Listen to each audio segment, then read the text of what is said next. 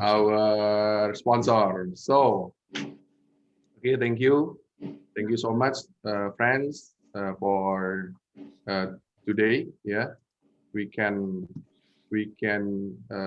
join in Startup Huddle Jakarta. And first, let me introduce Impactner Business School. Is a startup business school that as our sponsor. Okay, our sponsor for the Startup Huddle. So our passion is we make a great impact with our ideas. Okay, so this is guys behind the Impactner. So there is me as a startup coach, and my name is Edi Wiharja, and my partner is Dr. Pimpin Baktiar, and we as a duo founder from Impactner, and also we connect to each other, and we give value to each other because I'm from the startup industry, and Dr. Pimpin is in education industry. So Impactner is startup school. This is a house for startup entrepreneur from startup founders under 2 years, and also professional wants to become a startup founder, and from traditional founder or traditional businessman become a digital businessman. So in Impactner, we give a solution to help them to build the business, yeah, from because the business may be slow, maybe they don't know where to start start the business in startup especially. So we help them to make them structurized and systemized, and so they be able to execute it with TENS modules, the easy TENS module to help grow their business. And we combine a strategy. This is our strategy. We combine a business conventional and philosophy startup, so they can agile in the movement. And also, what makes us different is because startup business school Impactner is integrated with the incubator and accelerator program. Then this because and also inside of the startup business Impactner, there is a coach, mentor, and investor who will help them to build a successful business. So this is the staging in our system, system of learning. There is a in the first stage, in the bottom stage, there is exploration. This is a free session, so this is impact.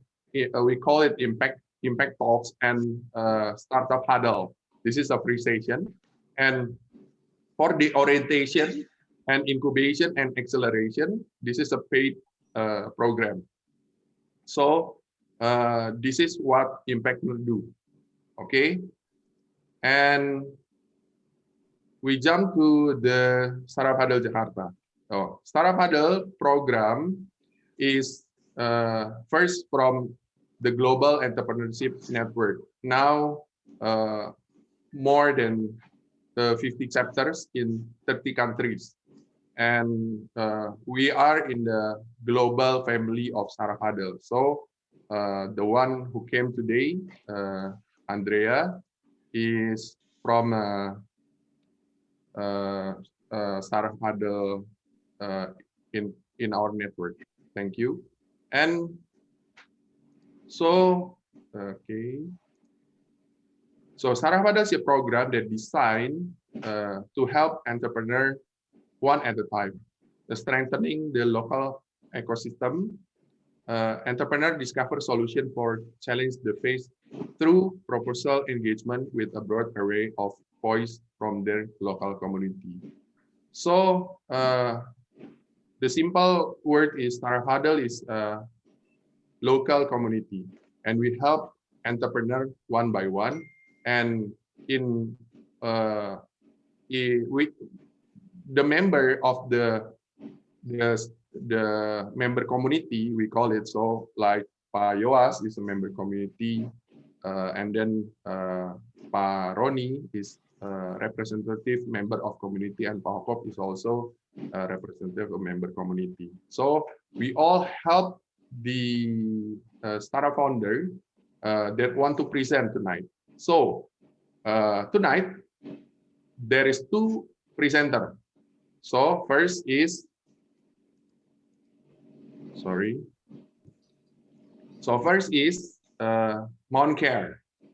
Yeah, it's a startup category, the category of a social impact. Montress is Stress platform, and today the presenter is the founder, is Mr. Gideon, and the second one is startup Rich Pants. Is a category fashion, and the the thing that Rich Pants want to show is fashion anti wrinkle, ya, anti kusut, and this is a founder Ibu Widuri Cecilia, and also tonight I will introduce member community that join today. First is Mr. Roni Lianto. He's a director from PT Dispoli Indonesia and PT Wijaya Indah Mulia, and these all two big company in the category of sepeda, cycle, ya, is a cycle, and Mr. Roni is represent a community representer that komunitas marketing, and thank you for Mr. Roni. Thank you. Because today we got sponsor for Tuna event, yeah, from Thule. Yeah, that's right, yeah, Pak, Thule, yeah, and Yes. then from Wim Cycle also, and so to support Startup Huddle Jakarta tonight. Okay, and then second one is Mr. Hokop Situkir, is a founder ID Next leader. So thank you, Pak Hokop. And then he has a board of supervisory Koperasi Energi Nusantara Desa Indonesia. So Pak Hokop will represent the community of social impact. And also there is Pak Yoas Ernest, my good friend, my brother in building a startup.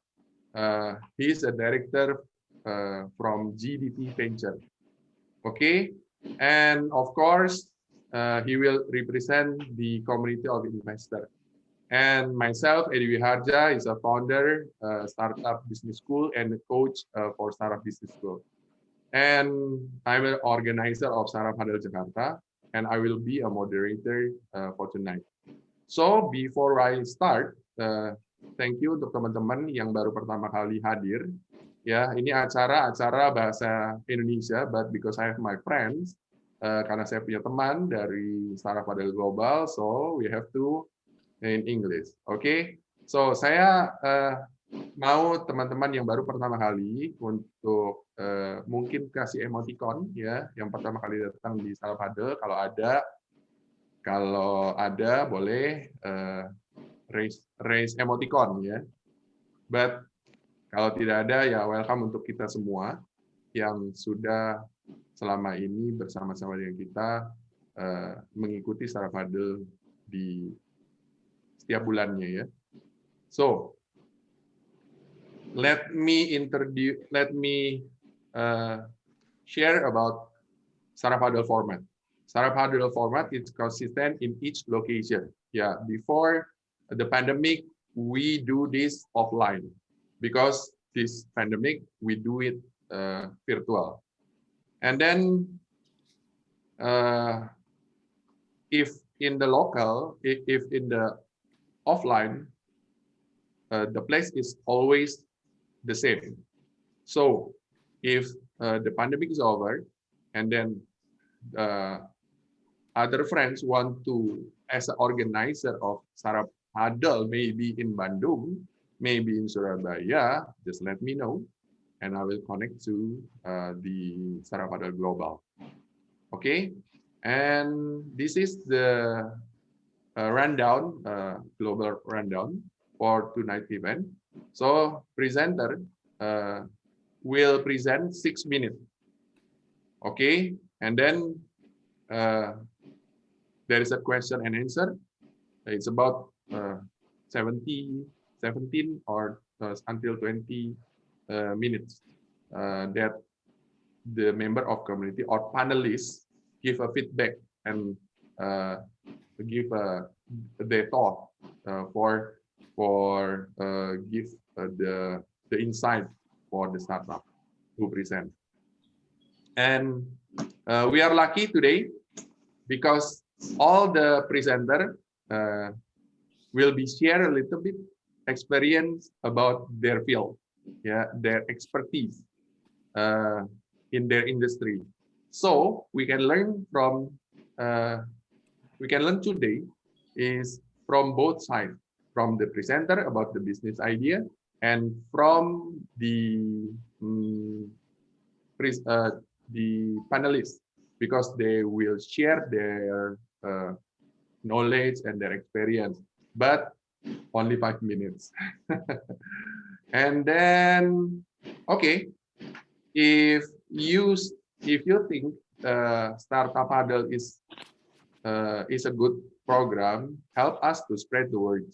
So the most important things for us, our success metric is we can be called as success program if we can help the presenter who present tonight, not only from the session, but after the session. So our goal is focus with the presenter.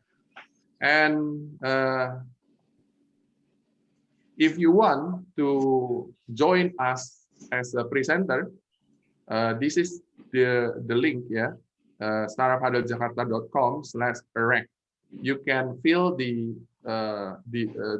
that form about your business idea. Okay, and thank you for today. And the presenter will present in the next minute. Okay, 6 minutes for each presenter. And if you can in Bahasa or in English, feel free. Okay, because the session is memang di dalam bahasa. Okay, I will help to translate in the chat with Andrea. Okay, thank you.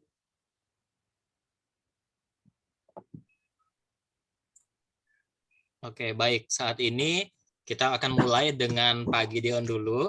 Saya akan bantu untuk share-nya. Sebentar ya.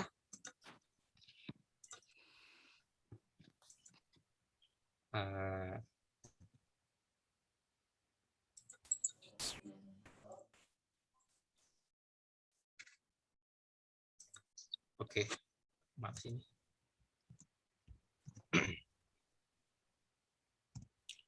Oke, di sini saya akan sekaligus memberikan timer juga.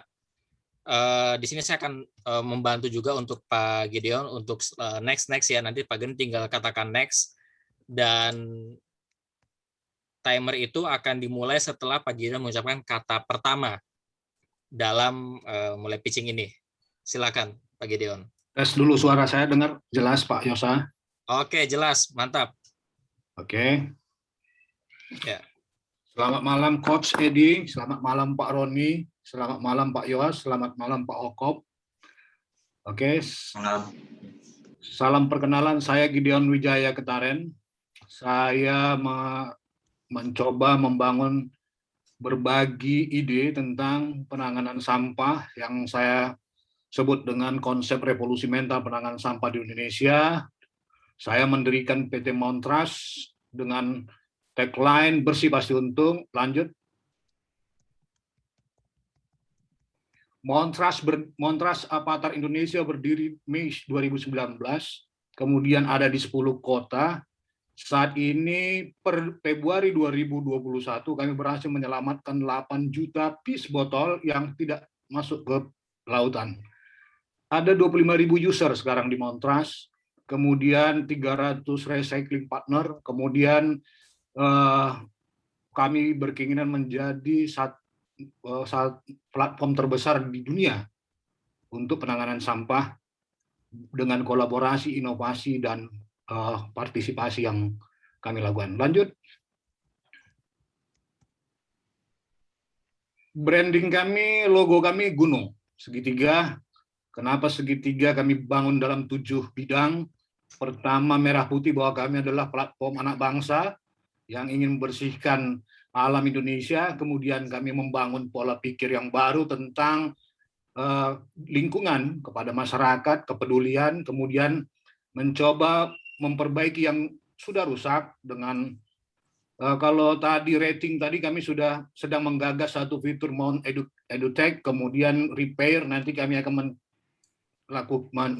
mengembangkan fitur Mount Restoration, kemudian reduce, sudah ada fiturnya Mount TPS namanya, kemudian recycling kami sudah kembangkan dengan Mount Trade, kemudian reuse kami kembangkan sudah ada di fitur Mount Mart, sekarang kami kembangkan namanya Mount Care. Ini adalah platform Super S Montras. Lanjut. Problem yang dihadapi saat ini adalah 62% plastik itu terbuang ke lautan. Yang kedua, gunung sampah di seluruh kota kita. Kemudian sedikit kepedulian masyarakat. Lanjut. Visi kami menjadi platform terbesar di dunia untuk penanganan sampah. Tujuan kami membangun karakter building, feel safe, big data, dan circular economy. Lanjut. Sederhana yang fitur yang terakhir yang kami kembangkan, yang kami sebut dengan Mount Care, itu adalah user mendownload aplikasi Montras ataupun fitur Mount Care yang bisa dikembangkan di beberapa aplikasi lainnya dengan mitra-mitra, misalnya dengan Bank DKI, dengan beberapa, bisa juga dengan Grab, Gojek, atau apapun nanti bisa kami kerjasamakan. Kemudian ini ada tong sampah Montras yang kami tempatkan di beberapa lokasi nanti, kemudian sederhana setelah mendownload ketemu tong sampah, kemudian scan produk atau botol plastik, kodenya, kemudian scan QR code yang ada di tong sampah, kemudian masuk saldo Rp200. Ini bisa dikembangkan mungkin sampai 1.000 sampai 2.000 tergantung daripada produsen nantinya. Lanjut.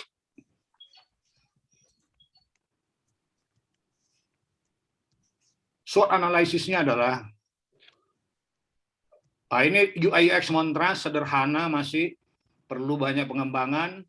Nanti kita akan kembangkan lebih lanjut. Ini contoh QR code di minuman, kemudian QR code di tong, dan selanjutnya adalah SWOT analysis daripada Pertama, ada 10 kota, kami memiliki hubungan yang baik dengan pemerintah. Kemudian weakness-nya adalah kapital kami yang minim, kemudian partner yang masih belum banyak dengan 270 juta penduduk Indonesia, belum sebanding, kemudian IT team yang masih sedikit, kemudian opportunity-nya adalah bisa efisien, efektif, funny, kolaboratif, kemudian persoalannya ini gampang di-duplicate. Lanjut.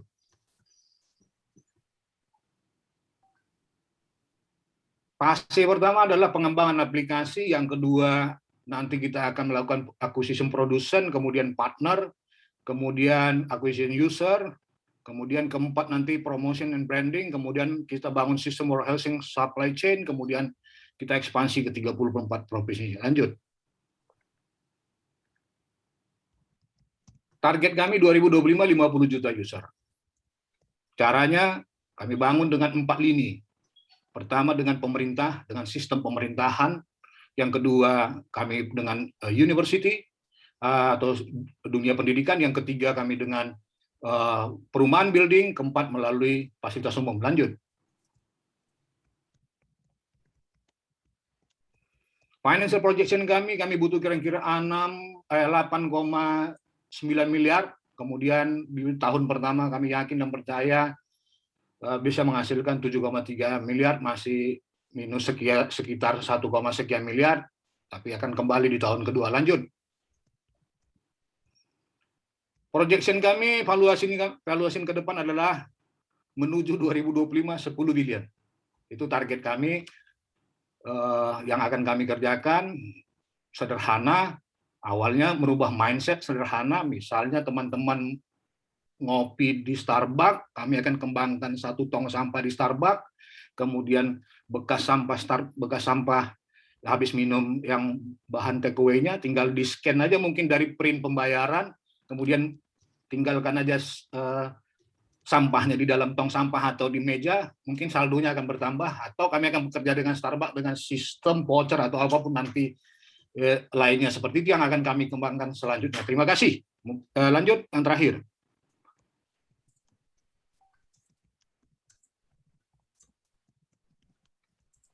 Ini klien kami yang sudah kami kembangkan di sini di IPB University dan di Masjid Istiqlal, kemudian di Universitas Pamulang, UKI, dan beberapa tempat lainnya sudah kami kembangkan. Industri yang siap mendaur ulang sudah ada Veolia, Langgeng, dan Tridiosis. Kami juga sudah bekerja sama dengan Dinas Lingkungan Hidup DKI Jakarta. Lanjut. Lanjut. Oke. Ini kami yang memiliki ide berdua dengan sistem scan ini adalah partner saya Roni Sinaga dari Informatika ITB, saya sendiri Gideon Wijaya dari Fakultas Peternakan IPB. Lanjut. Terima kasih, selamat malam. Oke. Baik. Silakan Coach Hedi untuk memandu nanti panelis. Okay. First, Pak Roni, you can start to ask the question first. Okay. My question is okay. I already read your website and then your business platform. So I agree with you because when you we call sampah, this is not only sampah, not only plastic, but develop character, within character. So this is good vision and which is for environment is also good. But looks like a lot of startup company lack of the how to monetize step by step. I already hear about a lot of startup company have a big dream, but how to explore monetize one by one. So I want to know more about it. And then second, when we have a plan, we have a dream to be a global company. So start with how to open city by city, and then how to be profitable city by city. Of course, when we the goal is when some next time angel investor come and then value of the company become big, it's okay. But how to monetize it? So because this is important for the angel investor too. Thank you. Bagi Gideon bisa dalam bahasa ya. Langsung tanggapi? Yes. Okay. Sederhana monetizing-nya. Udah 2 tahun saya jalani aplikasi Montras ini. Di 2 tahun ini akhirnya saya menemukan cara monetizing yang paling strategis. Pertama adalah saya membangun komunikasi dengan building apartemen. Saya hari ini sudah mendapatkan 10 apartemen yang akan bekerja sama. Dia akan membayar sama saya 2,5 juta biaya restribusi tiap bulan, tapi sampahnya semua sama saya, dan saya sedang bernegosiasi supaya semua kamar atau tenan menggunakan aplikasi Montras atau Moncare untuk dia bisa monetizing sampah, dia masukkan ke dalam tong-tong sampah yang ada di apartemen yang sudah memiliki barcode. Itu pertama monetizing-nya. Pertama kami mendapatkan semacam biaya administrasi untuk satu building. Yang kedua kami mendapatkan branding. Di tong sampah itu akan kami tempatkan logo-logo yang menjadi mitra. Satu mitra kami akan kolek kira-kira 1 juta rupiah per tong sampah per tahun. Kalau misalnya dapat 10 ya 10 juta kita dapat per tahun per tong sampah. Yang kemudian itu ada di berapa lokasi. Kalau seandainya itu target kami 2025 itu ada di 1 juta lokasi ya sangat lumayan itu bagi kami. 10 juta kali 21 juta lokasi ya sangat memungkinkan bagi kami. Yang ketiga monetizing-nya adalah sampahnya kami dapat gratis. Kenapa? Ya, sampah kami dapat gratis karena apa? Yang 200 perak tadi itu semua dibayar oleh produsen. Untuk mengkolek kembali, dia butuh data berapa persen sampah yang dihasilkan dan dia sudah kolek kembali itu ada di regulasi yang dibuat pemerintah. Itu dikeluarkan nanti tahun 2022 mereka harus melakukannya. Misalnya Pak Roni menghasilkan satu produk setahun 1 miliar botol. Pemerintah butuh data per 3 bulan sekali berapa sudah Bapak lakukan pengembalian daripada botol-botol itu. Kalau tidak bisa Bapak lakukan itu, maka UKL, UPL Bapak nanti akan Bapak dicabut.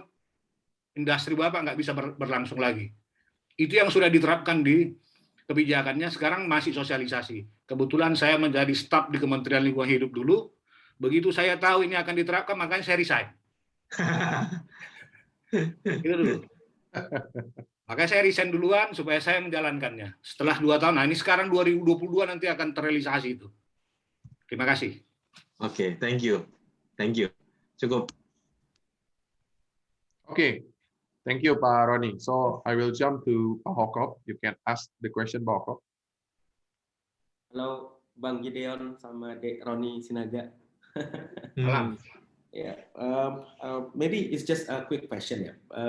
When we talk about waste, I think we have to divide it into 2 sides. Yeah. The first one is upstream waste, and then the second one is downstream waste management. When Mr. Gideon tell about the process, the business process, and also the program that you have in your company, I think it's a good one for the upstream problem, because when we talk about upstream waste management, I think we are talking about social approachment. So you go to the apartment, you go to the hotel, you go to the food and beverage company and stuff. But when we are talking about the downstream waste management, we are talking about regulation. And I heard that you already tell us about somehow the regulation are going to be changed in 2022. My question is, how will you deliver all this from the upstream and downstream? Because when we talk about the downstream, we are talking about the huge waste, not only plastics, but also moisture waste and stuff. How can you, what is your plan for the upstream, for the downstream waste management? Okay, thank you, Mr. Hokop. Dulu saya pernah menjadi staf khusus kepala BKPM. 2014 itu tender kira-kira 20 sampai 25 perusahaan untuk membangun pembangkit listrik tenaga sampah. Dari 20 itu saya evaluasi. Saya bilang, kemungkinan satu pun ini nggak akan ada yang jalan. Nah, bos saya, Franky Sibarani, panggil saya, kenapa kau bilang nggak jalan? Saya 10 tahun di dunia lingkungan. Saya pelajari sistem di Indonesia ini, bagaimana electricity bisa dibangun di situ, pembangkit listrik bisa dibangun di situ, kalau sampahnya 80% air. 80% moisture. Mau berapa triliun untuk mengeringkannya, atau membuat dia menjadi raw material yang bisa di-burning. Suatu hari saya mendapat kabar bahwa Pak Gubernur Jawa Barat berangkat sama wali kota Bogor ke Inggris mencari investor. Saya bilang pasti mereka pulang tangan kosong. Begitu sampai di sana, saya dapat kabar dari kawan-kawan BKPM London bilang, Bang, mereka pulang tangan kosong. Kenapa? Saya bilang, nggak ada yang bisa menjamin moisture-nya di bawah 15%. Right. Ya, kalau berani dia membuat jaminan itu, maka triliunan uang masuk dari Inggris. Lalu dari situ saya sebenarnya udah berpikir waktu itu, cuman karena saya masih belajar di birokrasi, staf mencari informasi, sampai saya akhirnya ke lingkungan hidup, saya mendapat satu persoalan. Masyarakat kita harus diedukasi, fasilitas waste management harus diperbaiki, maka kita akan baru bisa mengatasi persampahan ini dengan sistem yang sempurna sehingga bisa ada pembangkit listrik di beberapa kota. Teman-teman saya juga sudah bangun pembangkit listrik tenaga sampah di misalnya untuk kawasan industri. Udah telepon saya, sistem minta tolong sama saya bagaimana sistem transportasi, delivery, sistem supply chain-nya ini supaya bisa efisien. Malah saya dikasih tawaran ini ada 650.000 ton, 600.000 rupiah per ton untuk tipping fee, sama kau lah ini semua kata dari pemerintah. Tapi kau bisa kirim ke saya dengan moisture 15%. Ini yang menarik, makanya saya bangun Montras ini dari hole to hole kayak main golf dia kan, dari ya jaring-jaring laba-laba ini harus dibangun dia pelan-pelan. Sentralnya saya tidak main karena ini adalah kita 4.0, kita nggak main lagi di dunia pelapak. Udah saya buat namanya aplikasi Montres yang ke pelapak, itu namanya Montrade. Jadi trading antara pelapak dengan pelapak, kemudian jual beli itu udah berjalan. Tapi nggak bersih negara ini kalau itu. Jadi saya membangun konsep setiap building itu memiliki pengelolaan sampah yang bisa dipilah antara yang basah dengan yang kering. Karena saya melihat kalau ini beraktivitas kembali 2025 menurut WHO udah prediksi 2025 kita baru bisa ketemu ini. Ya kan? Berarti sampah akan ada di building.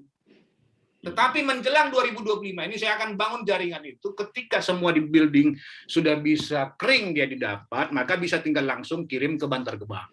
Bantar Gebang nggak jalan untuk memakai listrik tenaga sampahnya itu, bangunan BPPT itu. Kenapa? Pak Gideon, jawabnya singkat, padat, dan jelas. Karena jadi bagaimana caranya saya akan membangun jaringan itu. Jaringan pengepulan itu saya bangun, tapi yang lebih modern dengan building ke building, karena building pasti akan mau keluar duit. So Get the point. So you mean bonnet waste from the end customer, so educate them to recycle waste and then water waste, so you can clear it and then you can deliver to minutes. Yes. Yang benar itu Pak Ahok dulu udah dikeluarkan aturan pengelolaan secara mandiri untuk building, tapi sekarang dicampur lagi. Kalau itu jalan dulu mungkin Montras sudah langsung terbang. Okay, thank you so much, Pak Hokop and Pak Gideon. Now, one question from Pak Yoas. Okay, thank you, Pak Gideon, for the presentation. Just a quick question. I just wondering how far have you gone in the term of application development? Because my background is actually in IT, so I'm a little bit curious about how far have you gone in these 2 years, and what have you developed, and what is your main strength within your apps and something. Thank you. Background saya bukan orang IT, tapi gara-gara ini ya supaya lebih awet muda saya belajar coding dikit-dikit juga lah, supaya tahu. Yang kedua, saya juga mempelajari sistem manajemen informatika ini ya autodidak aja lah, karena saya juga nggak punya pengalaman di sana. Tapi saya selama 2 tahun membujuk-bujuk itu yang namanya Roni Sinaga itu akhirnya mau ikut saya itu. Dia dari Institut Teknologi Bandung Informatika ITB, ya saya bujuk-bujuk 2 tahun itu. Akhirnya dia mau ikut saya. Terkontaminasi dia, Mister Yoas. Jadi saya mempercayakan kepada 4 orang sekarang tim dari IT saya. 1 orang dari Informatika ITB, 1 orang dia belajar otodidak, tapi lulusan dari teknik kimia.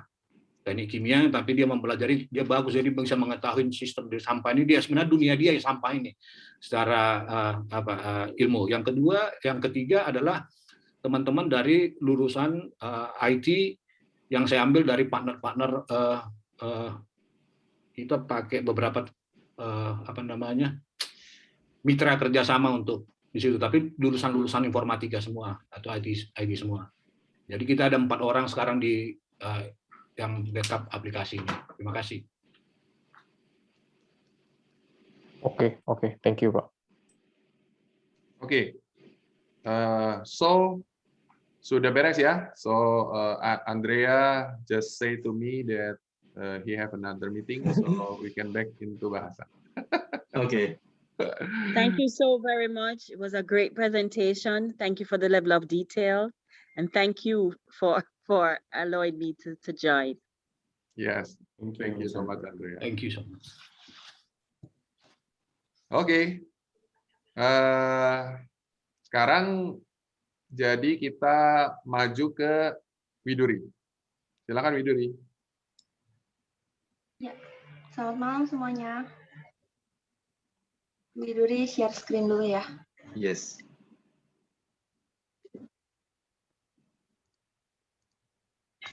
Jangan pakai bahasa Mandarin ya, Widuri.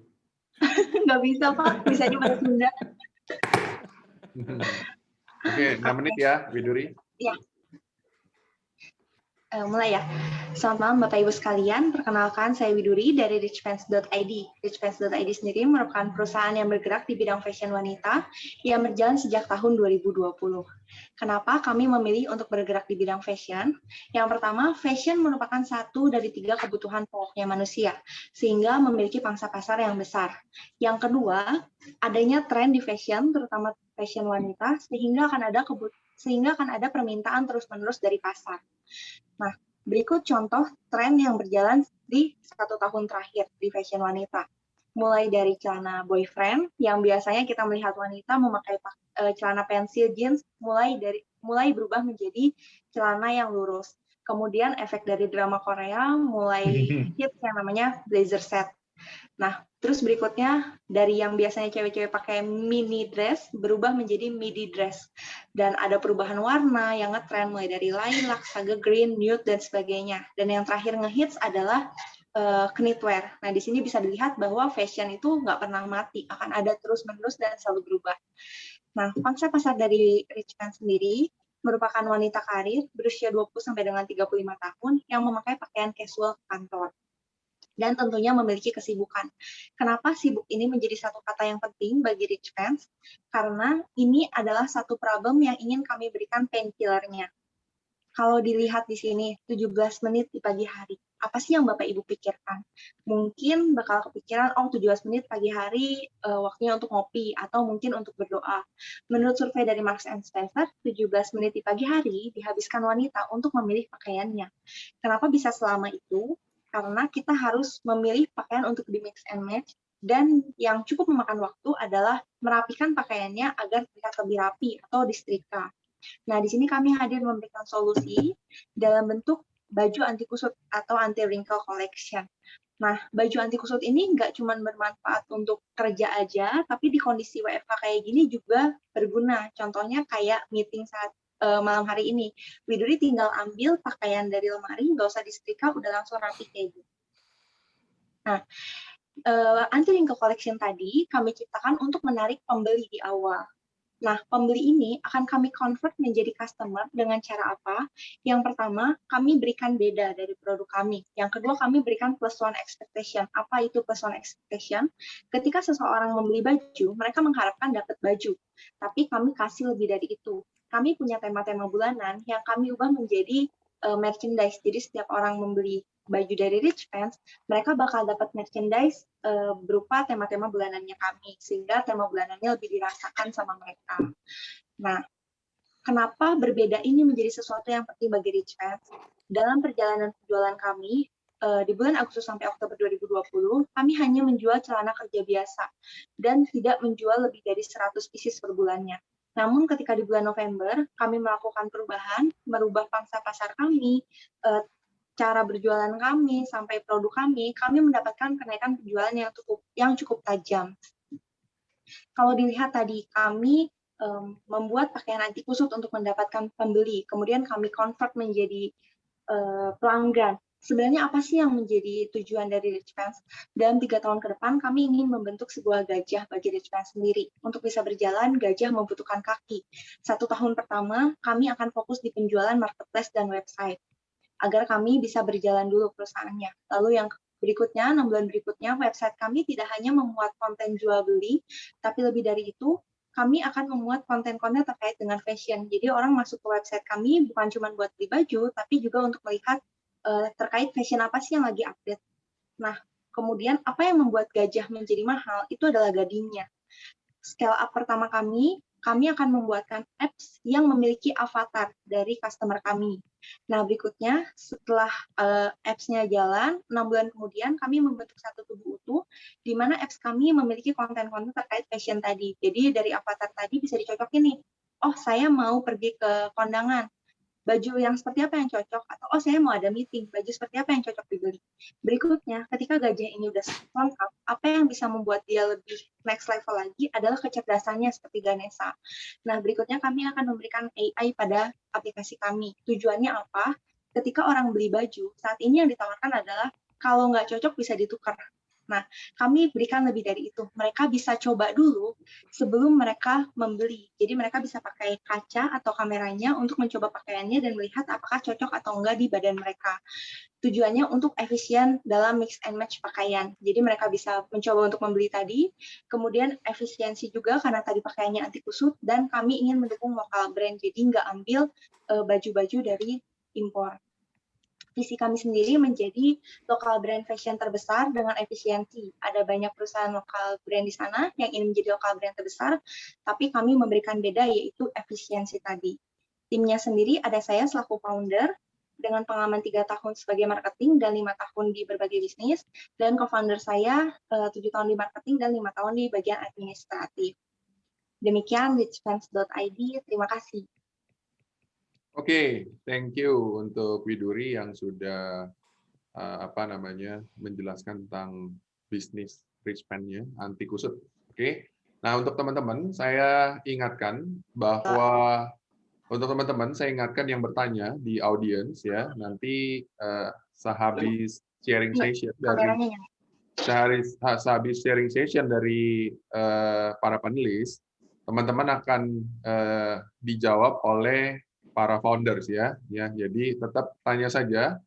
Nanti habis sharing session, teman-teman akan pertanyaan dijawab oleh Pak Gideon dan Widuri. Oke, sampai di situ ya. Nah sekarang saya berikan dulu kesempatan sama Pak Roni untuk bertanya. Pak Roni silakan.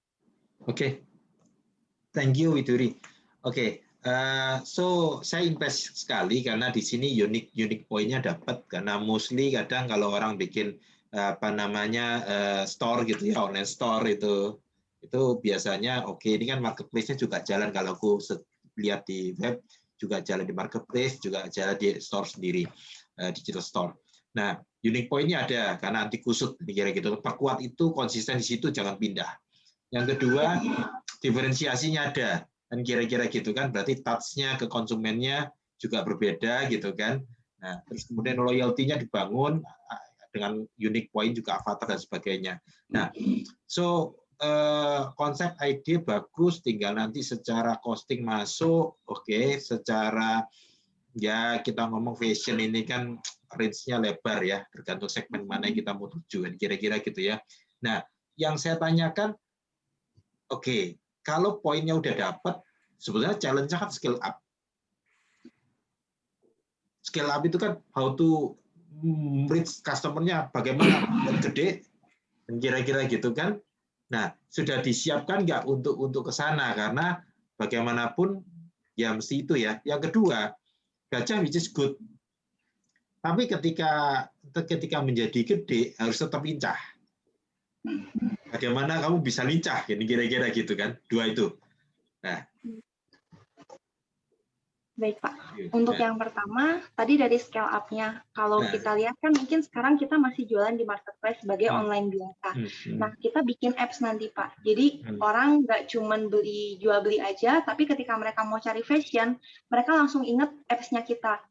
Oh baju yang cocok, yang lagi ngetren apa nih? Oh apps-nya kita. Terus nanti mereka mau cari, kayaknya kalau mau coba baju seperti ini cocok nggak ya di saya? Mereka buka apps-nya kita. Jadi dari orang cuman kenal Rich Pants sebagai online market, nanti ketika ada teman yang tanya, lagi butuh saran fashion nih, buka apa ya? Rich Pants aja gitu Pak. Scale up-nya ke arah sana sehingga kita bisa buka lebih banyak pangsa pasar gitu. Terus yang kedua tadi gimana supaya kita tetap lincah, tentunya kita bakalan terus up to date model, karena kan kalau fashion tadi bermain di tren Pak. Yang kedua, kita juga udah persiapkan kalau misalnya seandainya permintaan menjadi banyak, itu kan juga pasti butuh tempat yang lebih besar dan sebagainya. Itu tidak kami khawatirkan, karena dari tadi ada data tuh, kita jual di awal hanya kurang dari 100, kemudian ada lonjakan sampai 5.000 penjualan, itu kami siap karena apa? Karena kami di Kota Bandung, salah satu pusat konveksi, iya, produksi dan sebagainya, kami bisa handle gitu Pak. Ya, ya. Ini challenge-nya IT-nya ini kayaknya mestinya. Betul, betul. Ya. IT-nya kebetulan sebenarnya suami kan IT juga Pak. Jadi kemarin sebelum bikin roadmap ini ada diskusi juga. Ya, ini ya. bagusnya berapa lama gitu. Oke, sip. Ya, Itu aja yang perlu prepare. Yo, thank you. Oke. Untuk Pak Hokom, kira-kira apa yang mau ditanya Pak? Silakan Pak. Ya. Agak sedikit mind blowing, agak shocking pertama itu ternyata surveinya 17 menit wanita milih baju. Kalau saya kebetulan seperti juga tiap pagi. Jadi saya tadi sempat shock itu, wah ternyata saya kayak perempuan juga nih. Mungkin perempuan 17, saya 20 menit. But apa namanya? The mind blowing things is I think apa namanya yang tadi dijelasin sama Widuri itu mencoba dari buyer ke customer, mungkin nanti at the end-nya itu loyal customer ya. Ini problem yang sering didapatin sama teman-teman yang main di F&B, food and beverage, itu banyak sekali kesusahan dari buyer ke menjadi loyal customer. Terus kemudian yang mind blowing tadi ternyata sudah menyentuh ke arah artificial intelligence. So I think person nggak perlu capek-capek coba-coba baju, tapi tinggal gini-gini mungkin di layar handphone, tiba-tiba bajunya udah ada. So tadi Montres bilang Montres avatar kan, ini sebenarnya Rich Pants avatar ini harusnya ini. Jadi harusnya itu apa namanya? Tadi biasanya di Indonesia itu kan sekarang yang lagi kompleks itu kan lagi tenar itu kan fashion face recognition ya. Tapi mungkin saya lihat ini udah fashion recognition ya. Jadi I think it's good. Tapi yang jadi bikin saya penasaran Widuri adalah what is actually rumusnya ya? Apa sih ramuannya ketika melompat dari buyer lompat menjadi customer. Let's say memang tadi ada artificial ininya, tapi apa sih yang membuat ini jadi nyambung? Karena saya lihat tadi lonjakannya gede sekali. Ketika jadi buyer aja dan tiba-tiba dikasih fasilitas seperti ini, ternyata lompatnya jauh banget. Tapi apa ya ramuannya ya? Mungkin bisa ditapin ke industri yang lain gitu kan? Itu kan mungkin obatnya sama ya, vaksinnya sama ini gitu kan? Tapi mungkin applied atau individunya atau industrinya kan beda-beda. Mungkin bisa kasih sedikit bocoran ya. Ada apa sih di dalam Rich Pants yang mungkin bisa melompat dari sedemikian cepatnya dari buyer to customer bahkan jadi loyal customer? What have you done in it? Gitu, the process actually. Ya, yang pertama sih pasti karena kami mainnya di dunia fashion, kita benar-benar ngeliatin Indonesia itu kan arahnya ke Korea Pak. Jadi mau nggak mau kita harus update ini baju-baju Korea yang lagi update. Itu satu. Yang kedua, ketika mereka tadi yang bercerita waktu dapat beli baju mereka pasti ngarepin dapatnya baju. Nah kita tuh punya tema bulanan. Contohnya bulan ini tema kami adalah Hope Collection. Jadi semuanya bertemakan harapan, mulai dari video, terus quotes semuanya bertemakan harapan. Jadi buat wanita-wanita yang kayak apalagi di tengah kondisi sekarang ya Pak, kayaknya aduh udah jenuh banget, udah capek banget kena PHK dan sebagainya. Kami kasih hope baru di situ. Nah hope ini nggak cuma didapetin dalam bentuk video tadi, tapi dapat juga dalam bentuk gift, souvenir, dan sebagainya. Yang akhirnya yang udah tadi share, mereka tuh share lagi di sosial media. Yang mereka share tuh bukan cuma bajunya, tapi si gift-nya ini gitu. Jadi karena mereka merasa, kok dapat sesuatu yang lebih ya di situ. Mereka share itu, jadinya yang notice produk kami lebih luas lagi. Nah, yang kedua, mereka banyak yang nanya, koleksi berikutnya kapan? Apa nih koleksi berikutnya gitu. Jadi itu yang membuat mereka akhirnya jadi loyal customer karena nungguin terus nih next collection apalagi gitu. Oke, berarti mungkin sedikit-sedikit aja, apa namanya? Iya, Pak. Berarti ini layer pertama masih membuat si customer atau buyernya itu membeli karena merasa kecocokan dengan fashion yang ada, dengan trending yang ada, dan you facilitate it. Tapi mungkin belum sampai ke arah ini ya, belum sampai ke arah bahan ya. Bahkan belum sampai mengarah bahan aja, buyer ke menjadi customer itu lumayan meledak ya, apalagi kalau nanti udah melangkah ke bahan ya, gitu ya kira-kira ya, Widuri? Betul Pak. Oke, silakan Pak Yowas. Oke, thank you Widuri buat presentasinya. Saya justru menyoroti sesuatu yang menarik tadi di presentasi. Entah di bulan Februari atau apa itu ada dropping dari sales. Itu kenapa gitu? Karena kalau kita melihat dari startup, kita ekspektasinya adalah growing-nya naik terus gitu. Turun pun harusnya jangan banyak-banyak lah, mungkin pandemi. Tadi saya pikir itu lagi pandemi, ternyata nggak juga tuh naik pas pandemi gitu. Kok ini tiba-tiba turun gitu. Jadi what happened? Satu. Yang kedua adalah saya agak mungkin kalau dari sisi investor biasanya saya suka menyoroti hal yang nggak klop gitu ya. Itu adalah dari masalah problem dengan solution sih. Jadi karena problemnya lebih ke cewek milih baju. Kalau saya melihat sekitar saya kayaknya walaupun ada apps pun sepertinya perempuan juga pasti bikin baju juga pasti lama. Walaupun mereka tetap kita milih gitu ya. Jadi menurut saya solution itu entah gimana mungkin harus lebih hati-hati aja sih gitu. Dan pertanyaannya mungkin lebih ke gimana buat antisipasi karena kalau saya lihat saat ini sangat mengandalkan satu jenis produk yang mungkin di pasar belum terlalu banyak yaitu anti kusut, anti wrinkle. Tapi sebenarnya di fashion cowok pun itu sudah hal yang lagi booming juga, celana anti wrinkle cowok mulai banyak dan sooner or later hal ini jadi common gitu. Gimana cara Widuri buat anticipate itu supaya bisa terus scale up dan naik gitu aja.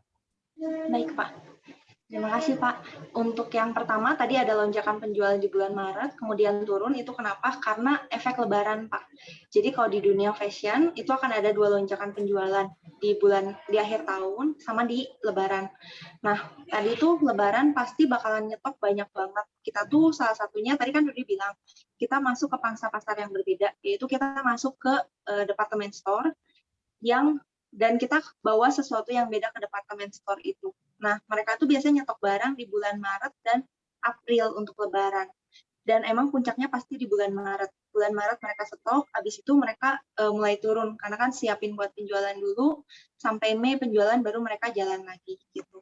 Itu yang pertama. Yang kedua, kalau misalnya tadi solusinya kenapa berbeda dengan masalahnya, setelah Widuri survei ke anak-anak kantor sih sebenarnya awalnya sama di beberapa kelas Widuri tanya orang-orang juga apa yang bikin cewek itu lama di pagi hari milih baju, bukan cuma mix and match-nya, tapi mereka harus setrikanya. Yang ujung-ujungnya mereka pilih baju yang nggak disetrika. Jadi kalau kita lihat orang kantor biasanya pakai bajunya itu aja, padahal di lemari mereka banyak banget baju tuh. Karena itu sisanya tuh harus kusut gitu, harus mereka setrika dulu dan sebagainya. Itu yang akhirnya kami berikan solusi anti wrinkle. Dan gimana supaya kami bertahan tadi? Satu, tadi kalau udah dicerita, anti wrinkle ini kami manfaatkan untuk dapetin pembeli dulu. Jadi next-nya yang kami kembangkan bukan cuma anti wrinkle-nya saja, tapi ada di diferensiasi dan plus one expectation-nya tadi, Pak. Gitu. Jadi ketika pembeli udah banyak, mereka share terus, pangsa pasar makin besar, kita main terus di situ. Gitu, Pak. Oke, thank you. Ya, terima kasih, Pak. Oke, untuk masih ada waktu untuk Pak Roni, Pak Hokom, sama Pak Yowas bertanya mungkin satu pertanyaan dan mungkin Widuri bisa menjawabnya dengan cepat. kurang lebih seperti itu. Silakan Pak Roni.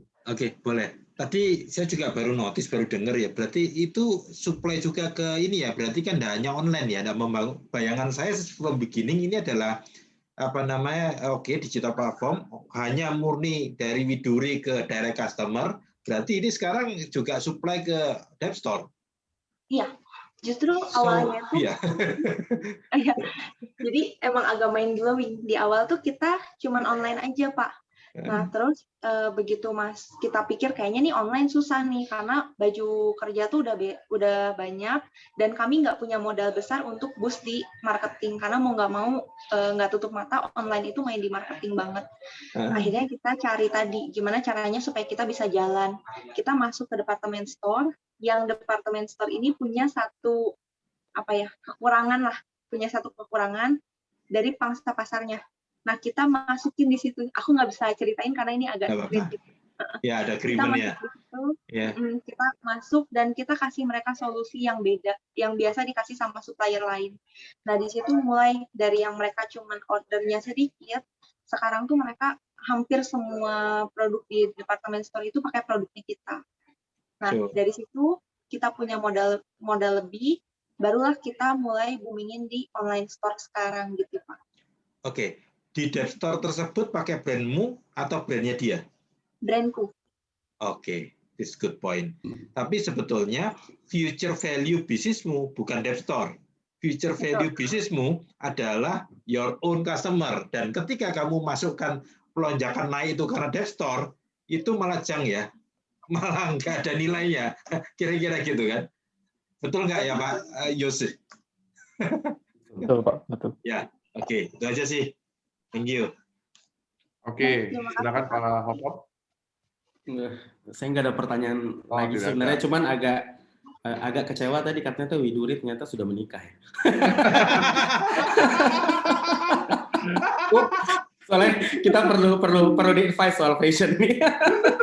Oke, but more or less sebenarnya yang jadi pointer tadi kan mungkin kan mainnya Widuri kan mungkin Captivate-nya kan di Bandung, terus Jakarta. Mungkin yang perlu saran sedikit mungkin ya, karena kita kan beda klaster wilayah, beda klaster demand terhadap fashion, beda culture juga pasti beda. Walaupun semua Korea, tapi Korea at the end nanti ada Korea versi Papua juga kan, ada Korea versi Jawa Tengah juga, ada Korea versi Medan juga gitu. Jadi mungkin strategik apa yang bisa dilakukan untuk bisa captivate. Jadi semua bisa menerima itu walaupun klaster wilayah atau klaster culturalnya itu berbeda-beda gitu paling gitu. Oke, Pak. Kalau yang itu sih sebenarnya kebetulan aku kan kerja di salah satu bank swasta. Nah, jadi koneksinya lumayan di pulau-pulau lain juga tuh, Pak. Nah, ternyata setelah, kalau Papua emang belum ada sih, tapi sejauh ini sampai Sulawesi, sampai Sumatera, itu trennya masih masuk. Jadi karena biasanya kalau Korea yang lagi ngehits, itu se-Indonesia nontonnya itu, bahkan seluruh dunia tuh nontonnya itu. Jadi kalau untuk tren sebenarnya masih masuk, mungkin nggak masuknya lebih ke bagian kalau udah menyangkut agama. Karena kan misalnya Widuri masuknya bajunya yang segini, nah sedangkan untuk mungkin yang muslim nggak bisa pakai yang segini gitu, lebih menyangkut ke sana sih. Jadi untuk beberapa daerah kayak Aceh kayak gitu kita nggak bisa masuk karena produknya masih sulit untuk branding, terlalu luas gitu Pak. Oke. Untuk Pak Yos ada Pak? Kalau saya sedikit wondering aja, kalau dari Richpants sendiri sebetulnya secara style atau jenis bajunya itu sebetulnya originally dari Richpants atau gimana ya? Atau adopt dari style apa terus langsung di-adopt aja atau memang punya fashion stylist sendiri atau gimana? Sebenarnya nge-adopt dari tadi yang tren-tren Korea itu, tapi kita modifikasi lagi Pak. Mulai dari bahan sampai bentuk tubuh. Karena kan kalau Korea tuh badannya lurus-lurus kan ya Pak. Sedangkan Indonesia rata-rata kayak begini. It's actually not body shaming ya. It's actually not body shaming. Kita tit gitu ya. Tetap kita modifikasi. I see. Oke, thank you. Oke, thank you untuk Widuri dengan presentasi Richpants-nya, ya ini menarik sekali. Dan kita senang sekali nih untuk Widuri sama Pak Gideon. Tapi tunggu ya, kita hold dulu untuk Pak Widuri, Widuri sama Pak Gideon untuk nanti pertanyaan-pertanyaan dari teman-teman yang ada di room ya. Tapi sekarang kita akan masuk di dalam sesi dari sharing oleh para panelis ataupun representatif member community. Nah, yang sekarang akan mulai yaitu Pak Roni Lianto. Di awal sudah disampaikan bahwa beliau adalah direktur dari 2 perusahaan yang bergerak di bidang sepeda, kurang lebih begitu ya. Nah, Pak Roni mungkin bisa share, ini your time, Pak. Silakan, Pak. Oke, aku share ya. Sorry.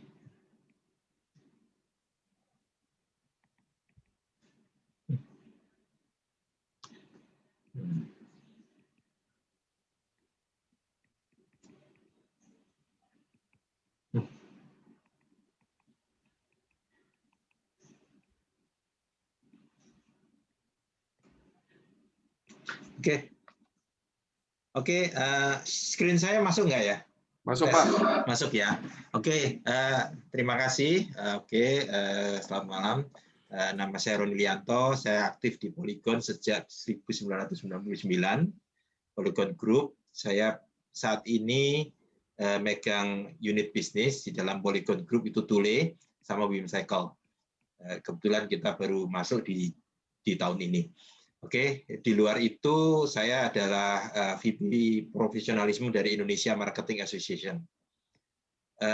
Satu hal mengenai startup, karena waktu saya cuma 5 menit, jadi saya mesti singkat, padat dan jelas. Ini saya ngambil dari jogjadigitalvalley.com bahannya. Keliru ketik itu. Oke, sebetulnya startup mulainya dari ide, dari solution ya. Kalau kita live in the future, apa yang perlu diperlukan? Kira-kira gitu kan.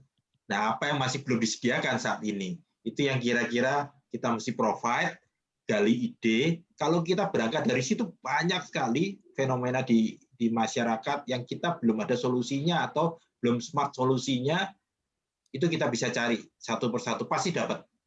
Terus apa yang missing? What is missing? Terus kita tulis, oke, kita minat yang mana? Break it down. Baru explore dari ide, break it down, terus kemudian make a prototype. Oke, dapat ide, sharing ke 100 orang, kira-kira gitu ya. Oke, ini kira-kira kurang di mana, bermanfaat nggak?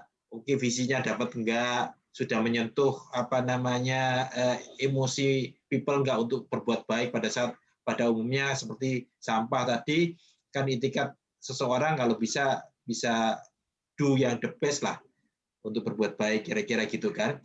Setelah itu, setelah kita share ide kita tulis ulang nih, trade on gitu kan, prototipe-nya sampai make sense. Make sense itu apa? Nah, tahap ini adalah tahap bagaimana monetize.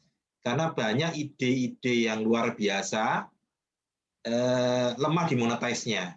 Sehingga ketika saya yakin angel investor itu kan juga, oke, ini akan banyak menolong orang, tapi monetize-nya dapat enggak gitu kan. Kalau nggak dapat di future biasanya juga agak berat kan kira-kira gitu kan. Nah, PR-nya di situ. Terus kemudian setelah dapat itu cari partner yang pas gitu kan. Nah, partner yang pas ini kan kalau kita visinya dapat, kita bisa cari partner yang pas karena sevisi gitu kan. Baik itu co-founder maupun itu perusahaan partner awal kan kira-kira gitu ya. Register company-nya, look for funding, kita launching, terus kemudian masuk ke step berikutnya, follow up, terus kemudian usernya harus diperbanyak, step by step gitu kan. Ya kalau gagal diulang lagi, usernya diperbanyak, skill up lah kira-kira gitu kan. Terus harus growing. Nah itu yang kira-kira makanya tadi para angel investor juga ya perusahaan sabar harus growing, kalau enggak ya berarti belum firm kira-kira gitu ya. Nah, bagaimana keep growing? Nah, itu challenging. Nah, kira-kira gitu.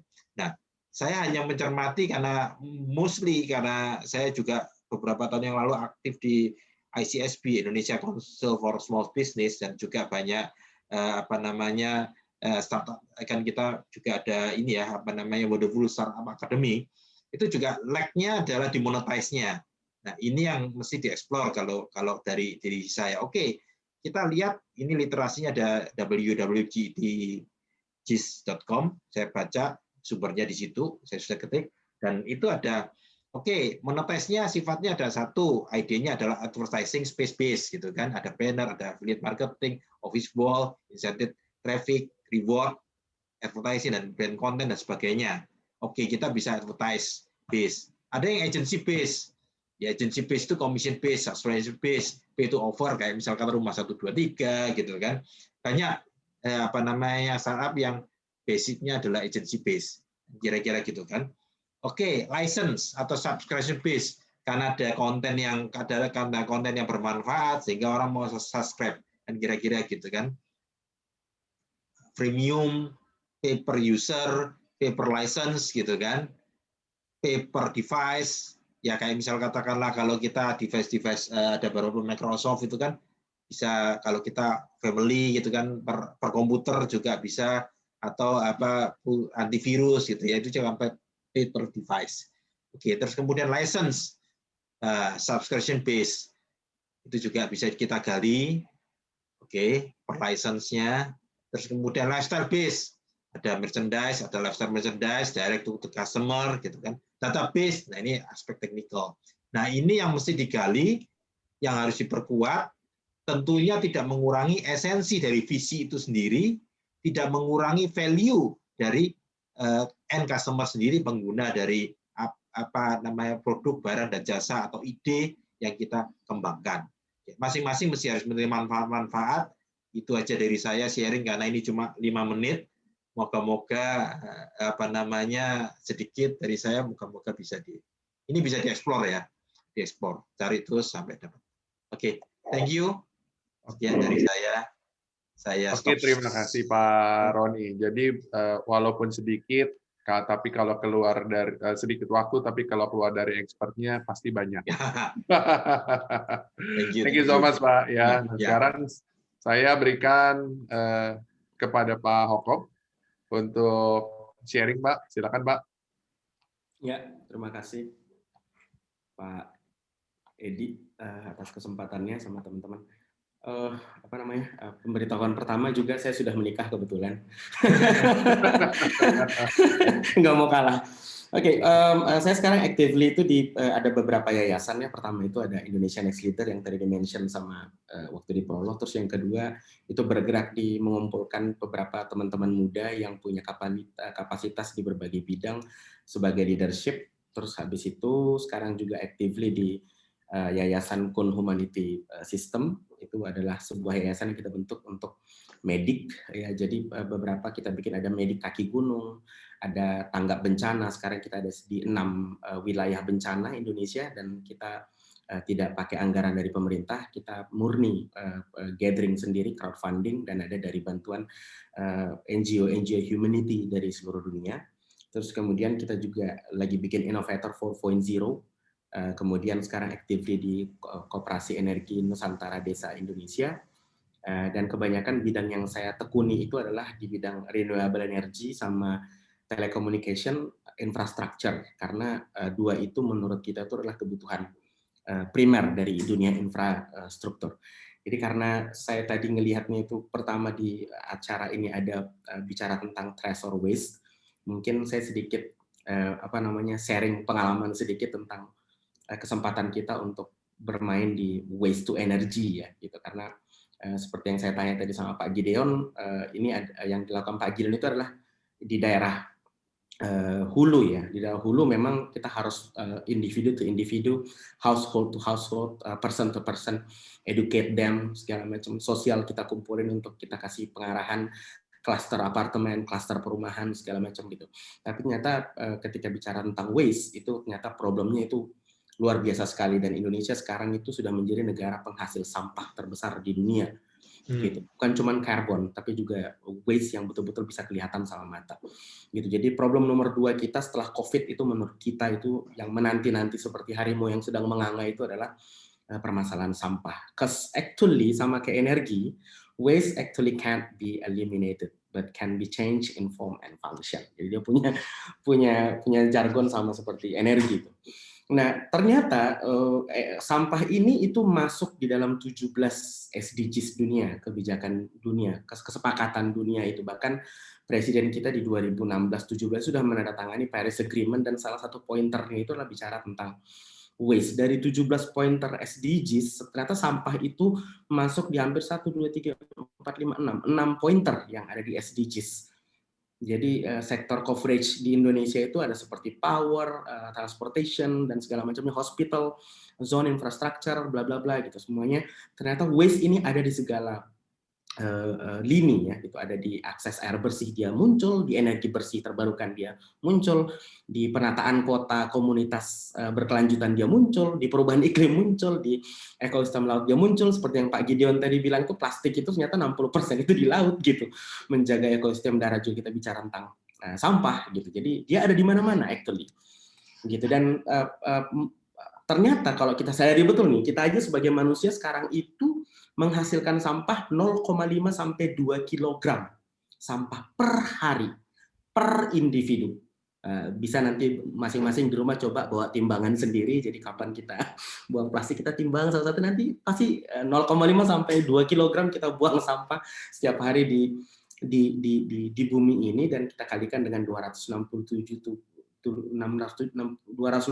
juta penduduk, yaitulah jumlah sampah yang kita produksi, itu masih dari individu, belum dari industri dan lain-lain. Nah, kita coba bagi itu kemarin itu, kalau permasalahan waste ini mungkin kita bagi atas 2. Yang pertama itu apa yang terjadi di individu, family and household, dan sangat menyenangkan sekali berkenalan sama Pak Gideon, dan kebetulan sama Bung Sinaga itu adalah junior saya, Bang Gideon, memang smart person itu di universitas waktu itu. Ternyata campaign terhadap individunya itu udah tuntas gitu, sudah ada green light gitu yang bisa dilakukan secara startup dan segala macamnya gitu. Ini sama kayak energi juga, energi sekarang sudah bisa dibikin startupnya itu rumah per rumah. Udah banyak startup energi solar panel itu yang dibikinnya itu rumah ke rumah, dan itu sedang dibikin konsep billingnya bagaimana tanpa memperdulikan PLN gitu. Sudah banyak konsep yang dibikin isolated dan segala. Actually sampah juga talking about the same matters gitu. Nah, tetapi ketika kita bicara tentang whole-nya, globally-nya, ternyata kita bicara itu satu segmen lagi itu ketika sampah itu dikumpulkan dan dimasukkan ke dalam industri sampahnya, kemudian itu berusaha untuk dirubah menjadi fuel, menjadi gas, menjadi air bersih, menjadi electricity, ternyata kita bertengkarnya itu sama regulasi. Kenapa seperti itu ya? Karena memang produk sampah kita luar biasa ya gitu. Jadi kalau sampah itu ketika kita dikumpulin tadi semua sampah itu kan, kalau kebetulan saya udah keliling hampir semua TPA di seluruh Indonesia, kebetulan masing-masing kota besar provinsi. Suwung kita yang bikin feasibility study-nya, terus habis itu Legok Nangka kita yang bikin initial feasibility study-nya, di Manado juga kita yang bikin, di Medan juga kita yang bikin kampung halaman. Jadi sebenarnya sampah ini kalau kita lihat ya, Bandar Gebang sekarang per hari itu sudah memasukkan sampah 8.000 ton per day. Bali sekarang sudah menyentuh angka 1.700 di Suwung saja. Di Legok Nangka itu begitu open tuh nanti itu sekitar 3.500 ton per day sampah dari semua jenis.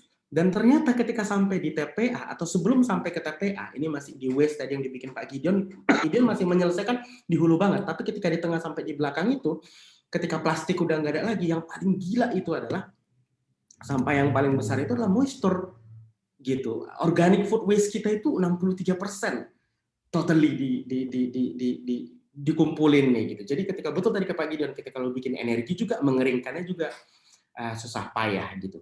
Jadi what we are doing di dalam konsep ini adalah, mungkin karena waktunya sangat singkat sekali, kita sedang menginfluence kerjasama. Kenapa kita bikin koperasi energi desa segala macam, karena kita lihat itu memang dihilir banget, tapi kita ngelihatnya itu kita ngelihat sampah ini sebagai sesuatu yang dihilir yang mungkin kita bisa tap in sama-sama gitu. Karena ketika problem di hulu sudah diselesaikan oleh pemain-pemain startup atau individu dan household, ada problem kedua lanjutan sebenarnya yang terjadi di hilir. Mengutip sedikit yang dilakukan sama Jepang, Korea, China segala macamnya, mereka itu sudah incinerate, dan mereka itu berpikir ketika kita sering bikin kayak gini, ketika kita bikin konsep energi terbarukan, membakar sampah, lawan kita adalah orang-orang lingkungan. Orang lingkungan bilang kayak gini, oh nanti kalau sampahnya dibakar itu nanti jadi polusi. Nah, kalau di kita sebenarnya berpikirnya begini, kalau memang ketika kita membakar sampah dan menjadikannya sebagai bentuk energi baru, energi yang lain atau source yang lain, bentuk yang lain yang lebih berguna, dan itu menghasilkan polusi lain, yang kita lakukan adalah cuma satu, ya tangani gitu. Kita harus menangani itu karena waste actually indicates waste gitu.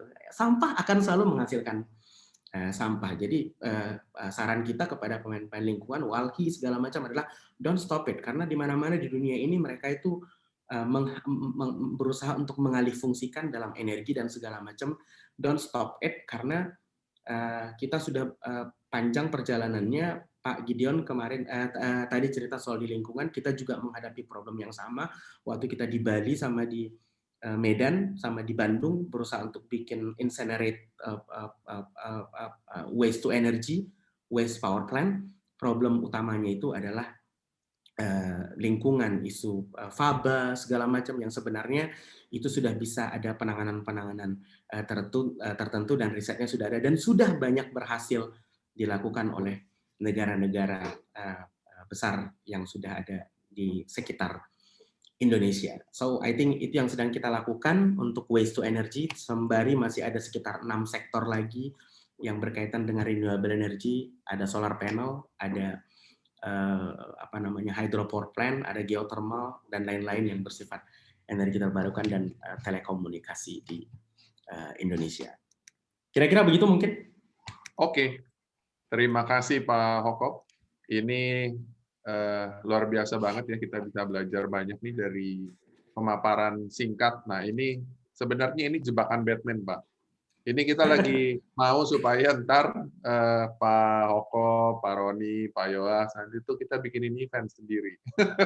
Supaya ngomong tentang materi yang tadi 5 menit kan nggak kena ya, makanya nanti kita bikin sendiri. Oke, thank you so much. Dan sekarang Pak Yoas, silakan Pak. Untuk pemaparan. Thank you Pak Edi. Saya share screen sebentar.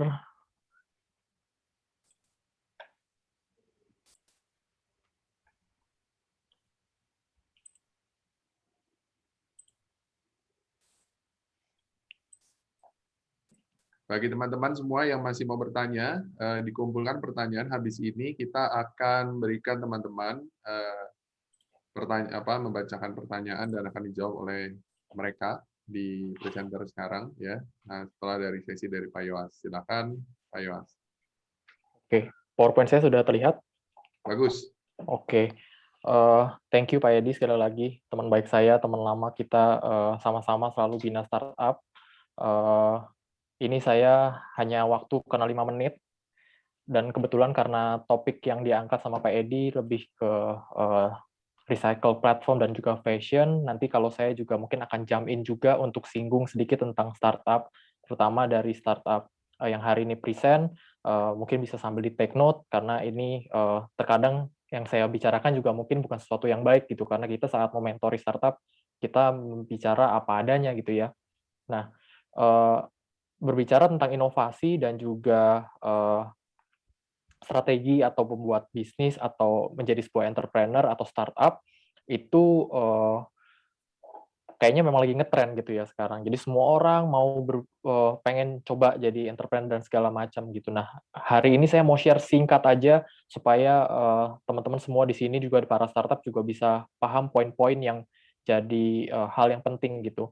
Satu fenomena yang menarik adalah banyak orang yang kalau mau usaha, terus nanti mereka akan langsung bilang, oh oke deh, berarti kalau gitu mereka harus coba create satu produk, atau mereka harus coba jual something atau gimana gitu. Nah, begitu mereka ditanya gimana cara nanti supaya dia bisa besar dan segala macam, oh bikin aja aplikasi, bikin aja website gitu, bikin aja, masukin aja ini di marketplace gitu. Jadi itu satu hal yang jadi fenomena para startup atau milenial yang banyak mau mencoba untuk mencoba berbisnis, tapi itu sebetulnya bisa benar atau bisa juga enggak gitu. Kenapa? Karena berdasarkan pengalaman dan juga research juga banyak menyebutkan gitu ya, produk itu tidak selalu menjadi solusi gitu. Jadi ini yang mungkin jadi satu highlight yang mungkin juga bisa dipikirkan oleh teman-teman startup juga gitu. kalau tadi mungkin dengar presentasi dari Widuri, dari Pak Gideon gitu ya, kalau dari sudut pandang saya sebagai investor, saya tidak melihat sebuah apps itu jadi satu solusi. Saya tidak melihat sebuah website itu menjadi sebuah produk yang harus dibuat gitu.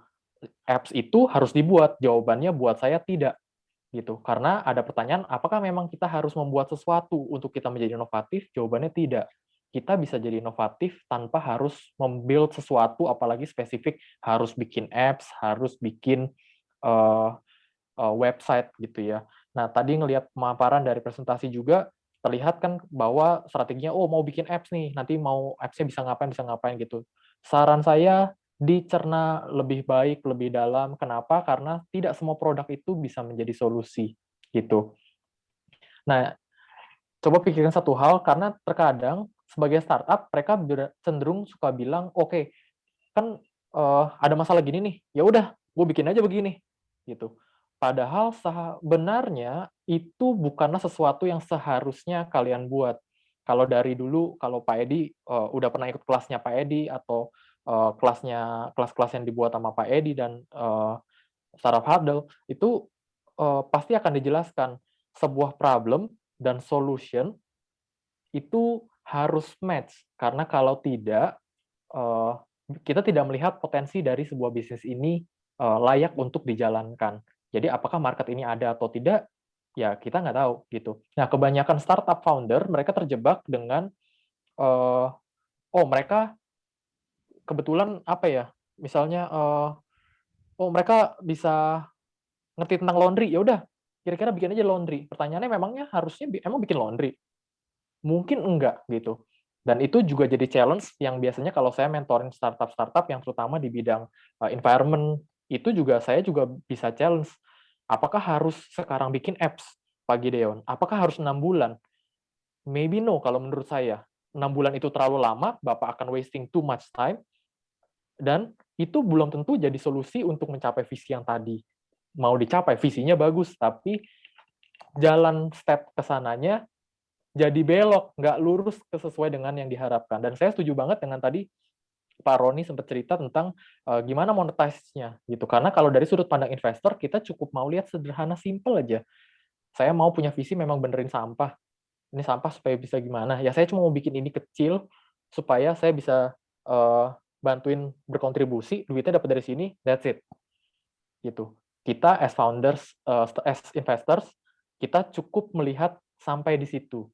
Kenapa? Karena kalau itu nggak match, akhirnya percuma gitu. Kita akan melihat, oh ini mah sebenarnya bukan solution yang mau di solve gitu. Nah, sekarang apa yang bisa dilakukan? Ini basic gitu ya. Banyak orang yang bilang ya udah bikin dulu MVP-nya gitu. Nanti kalau udah ada apps-nya baru tawarin ke orang kira-kira jalan atau enggak gitu. Terus nanti baru dievaluasi dan kita pelajari gitu. Tapi kalau saya lebih suka dengan metode yang saya dan Pak Edi seluruh kita suka ajarkan ke startup adalah you do the research, you learn dulu.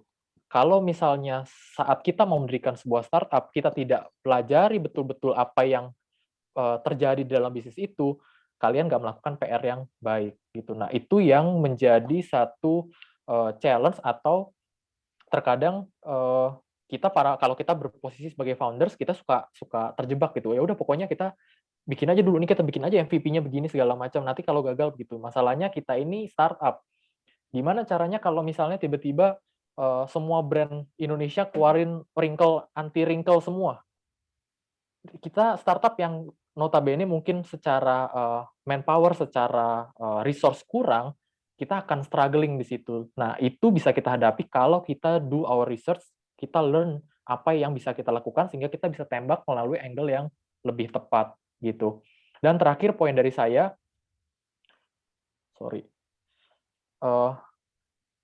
be practical. Jadi saat kita mau berinovasi, coba lakukan sesuatu yang praktikal. Mungkin kalau saran saya buat Pak Gideon, mungkin nggak perlu bikin apps gede-gede 6 bulan. Bikin aja satu add-on di browser yang mungkin bisa dilakukan sesuatu. Mungkin bikin aja extension yang bisa connect ke Tokopedia. It's more than enough daripada kita spend 6 bulan bikin satu apps. Ngapain kita bikin satu apps AI yang harus ngebaca algoritmanya sebegitu susah? Cisco sudah bikin itu 10 tahun yang lalu. Gitu. Mungkin kita cukup bisa bikin satu fitur yang ternyata itu membantu proses yang dilakukan oleh customer kita gitu. Nah, ini yang jadi poin terakhir saya. Kadang kita saat berusaha membuat sebuah solusi, kadang kita kasihnya produknya gitu. Saya Pak Edi juga pernah lihat, saya pernah invest di satu startup, produknya bagus, kita invest duit lumayan banyak gitu, kita injek dana sebagai angel investor, produknya bagus, orangnya oke, tapi secara proses ternyata nggak tepat. Akhirnya apa yang terjadi ya kandas juga. Karena dia solving the problem not with the right process, not with the practicability yang baik gitu, sehingga saat dia menjalani ini mau kemana nih, nanti mirip seperti yang Pak Roni bilang gitu. Oke, visinya gede, terus monetize-nya lewat mana dulu? Bilangnya iya semua bisa. Kita kalau investor kita nggak peduli, kita maunya satu aja dulu yang dimonetize yang mana. Nah itu yang kita selalu lihat gitu as investors. Mungkin itu aja dari saya Pak Edi. Nanti kalau dari teman-teman mau tanya lagi juga boleh. Thank you. Oke, terima kasih Pak Yoos untuk pemaparan singkat, padat, dan jelas. Dan saya teringat satu ya, dulu kita sering bilang nih, andai-andai gini kalau ada yang mau bikin.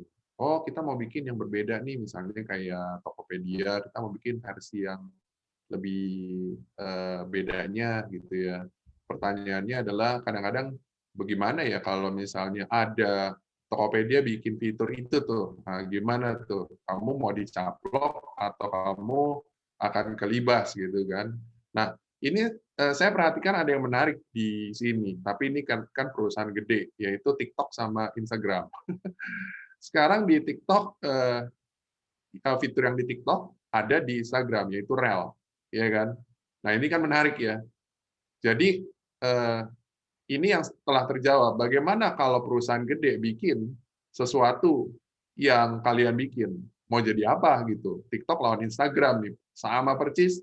Malah di Instagram dikasih aja di tengah-tengah, dan menarik juga saya melihat si Reel tersebut gitu kan, dan sekarang lagi ke sana. So membuat sebuah produk bukan hanya untuk tampilin ini loh saya punya produk gitu kan, keren sih, tapi solve problem apa yang kamu bisa solve. Dan kalau kamu sudah mencoba untuk solve problem itu, persoalannya perusahaan-perusahaan yang sudah raksasa ini atau yang sudah gede-gede ini tuh dia bikinnya seberapa cepat ya. Kalau cuma di-convert begitu saja jadi, ya sudah selesai. Akhirnya ribet urusannya. Kurang lebih seperti itu ya. Jadi ini kita sama-sama belajar dari keadaan yang kita ketemukan sehari-hari. Nah, sekarang saya akan memberikan kesempatan kepada teman-teman semua yang tadi sudah bertanya pertama kali, yaitu, nah ini Pak Gideon. Pak Gideon nanti siap-siap ya. Ini ada pertanyaan dari Pak Bambang Librianto. Teknis pengambilan sampah. Target minimal yang dipenuhi apa tiap minggu atau bulan mengambilnya? Kurang lebih seperti itu. Silakan Pak. Terima kasih, Coach. 2 tahun saya menjalani Montras ini, cost terbesar adalah transportation. Itu dah. Dan di business waste ini juga ini sama persis dengan supply chain yang lain, ini transportation-nya besar. Makanya kita ada minimalisasi pengangkutan, minimum pengangkutan dengan tonase tertentu, tapi paling identik dengan nilai rupiah.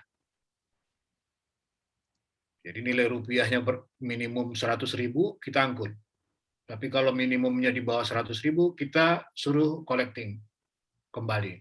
Tapi persoalannya sampai banyak user Montras bertanya, rumah kita jadi sumber sampah dong katanya. Ini menarik juga. Oleh karena itu memang harus yang paling pertama dibangun adalah sistem jejaring sampai Montras itu ada di setiap kelurahan. Kalau dia sudah terbangun sampai kelurahan, sistem ini akan lebih mudah nantinya.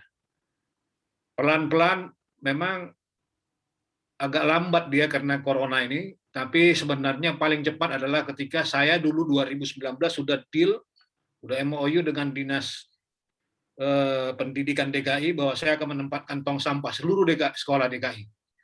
Pada saat setelah MOU, tiba-tiba lockdown dia.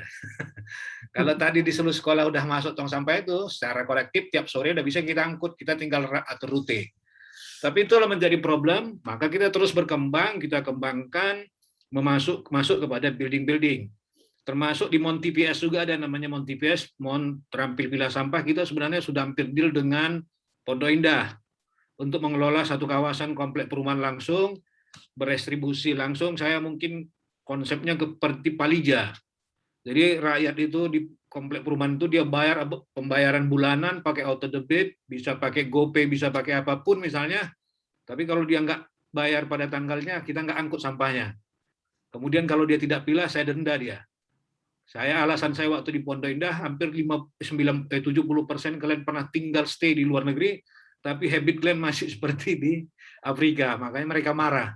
Akhirnya dia bilang, oke, kita mulai berubah. Ini menarik ini. Saya sudah survei pakai Deloitte, kawan-kawan saya ada di sana, 23-30% ada masyarakat ini yang mau berubah untuk persoalan sampah. Itu yang menjadi target saya sebenarnya. Makanya saya main dulu di kota besar. Tapi sebenarnya paling gampang main di kota kecil. Kalau di kota kecil, saya misalnya dekat dengan bupati, bisa saya atur di semuanya. Tapi saya, karena corona ini belum berani terbang ke daerah, ya karena saya sendiri ya takut. Ya, saya pikir-pikir nantilah setelah corona ini selesai baru bisa eksis. Sebenarnya saya udah deal juga dengan provinsi Kabupaten Tapanuli Utara. Cuman ya kondisi seperti ini agak susah juga. Jadi mengelola satu kabupaten kecil lebih gampang daripada Jakarta ini. Betul. Ya, gitu. Oke. Terima kasih. Thank you untuk jawabannya, Pak. Nah, ini ada lagi dari Pak Adam. Mengapa belum ada instansi atau ya baik swasta ya yang sanggup mengelola sampah terbarukan itu. Kemudian sudah sejauh mana kapasitas pengolahan sampah? Apa pengolahan sampah organik jadi biogas dan non organik jadi apa? Kurang lebih seperti itu. Mengenai swasta, belum ada swasta yang ya, baru berhasil tuh kalau nggak salah PT Bio Organik atau apa namanya itu di Surabaya. Itu kan karena Bu Risma juga sebagai leadernya. Jadi tergantung leader juga dia.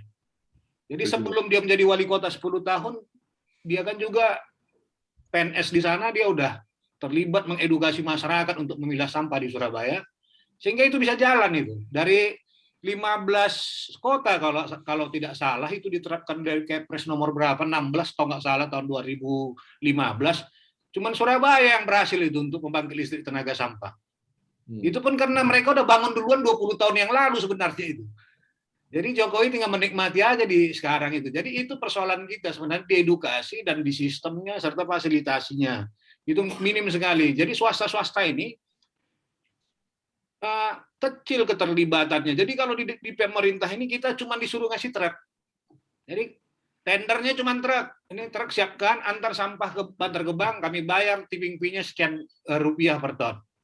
Nggak menarik di bisnis ini. Makanya saya selalu mendesak Ibu Menteri, ada beberapa juga menteri yang lain untuk merubah regulasi ini supaya swasta-swasta bisa berperan. Ini yang maka saya tangkap duluan. Mengenai organik, saya juga kebetulan lulusan peternakan IPB. Jadi saya mau merubah desain. Kalau Pak Hokop ini kan dia ke arah energi. Saya orang peternakan, saya mau mengarahkan kepada feed. Ya, limbah organik mau saya jadikan pakan dan saya sudah riset. 10 tahun lebih saya melakukan riset. Jadi sebenarnya pakan-pakan organik ini udah saya lakukan sekarang, bisa lihat di channel YouTube kita. Organik ini kita olah sekarang, kemudian ampasnya menjadi pupuk cair. Sekarang udah hampir mungkin sekitar 5 ton ada pupuk cair saya. Belum saya jual, karena saya lagi negosiasi mau nanam langsung. Jadi saya nggak menjual pupuk cairnya, saya mau menikmati yang namanya ubi, pisang, singkong, atau apapun namanya, hasil dari produksi sendiri yang dari sampah. Kemudian ayam, bebek, jadi produknya nanti akan ke sana. Itu sedang saya bangun di Sentul, untuk membangun itu. Jadi saya lama di peternakan, hampir 75-85% kos kita untuk peternakan itu adalah dari pakan yang semuanya import. Nah ini saya mau rubah ya.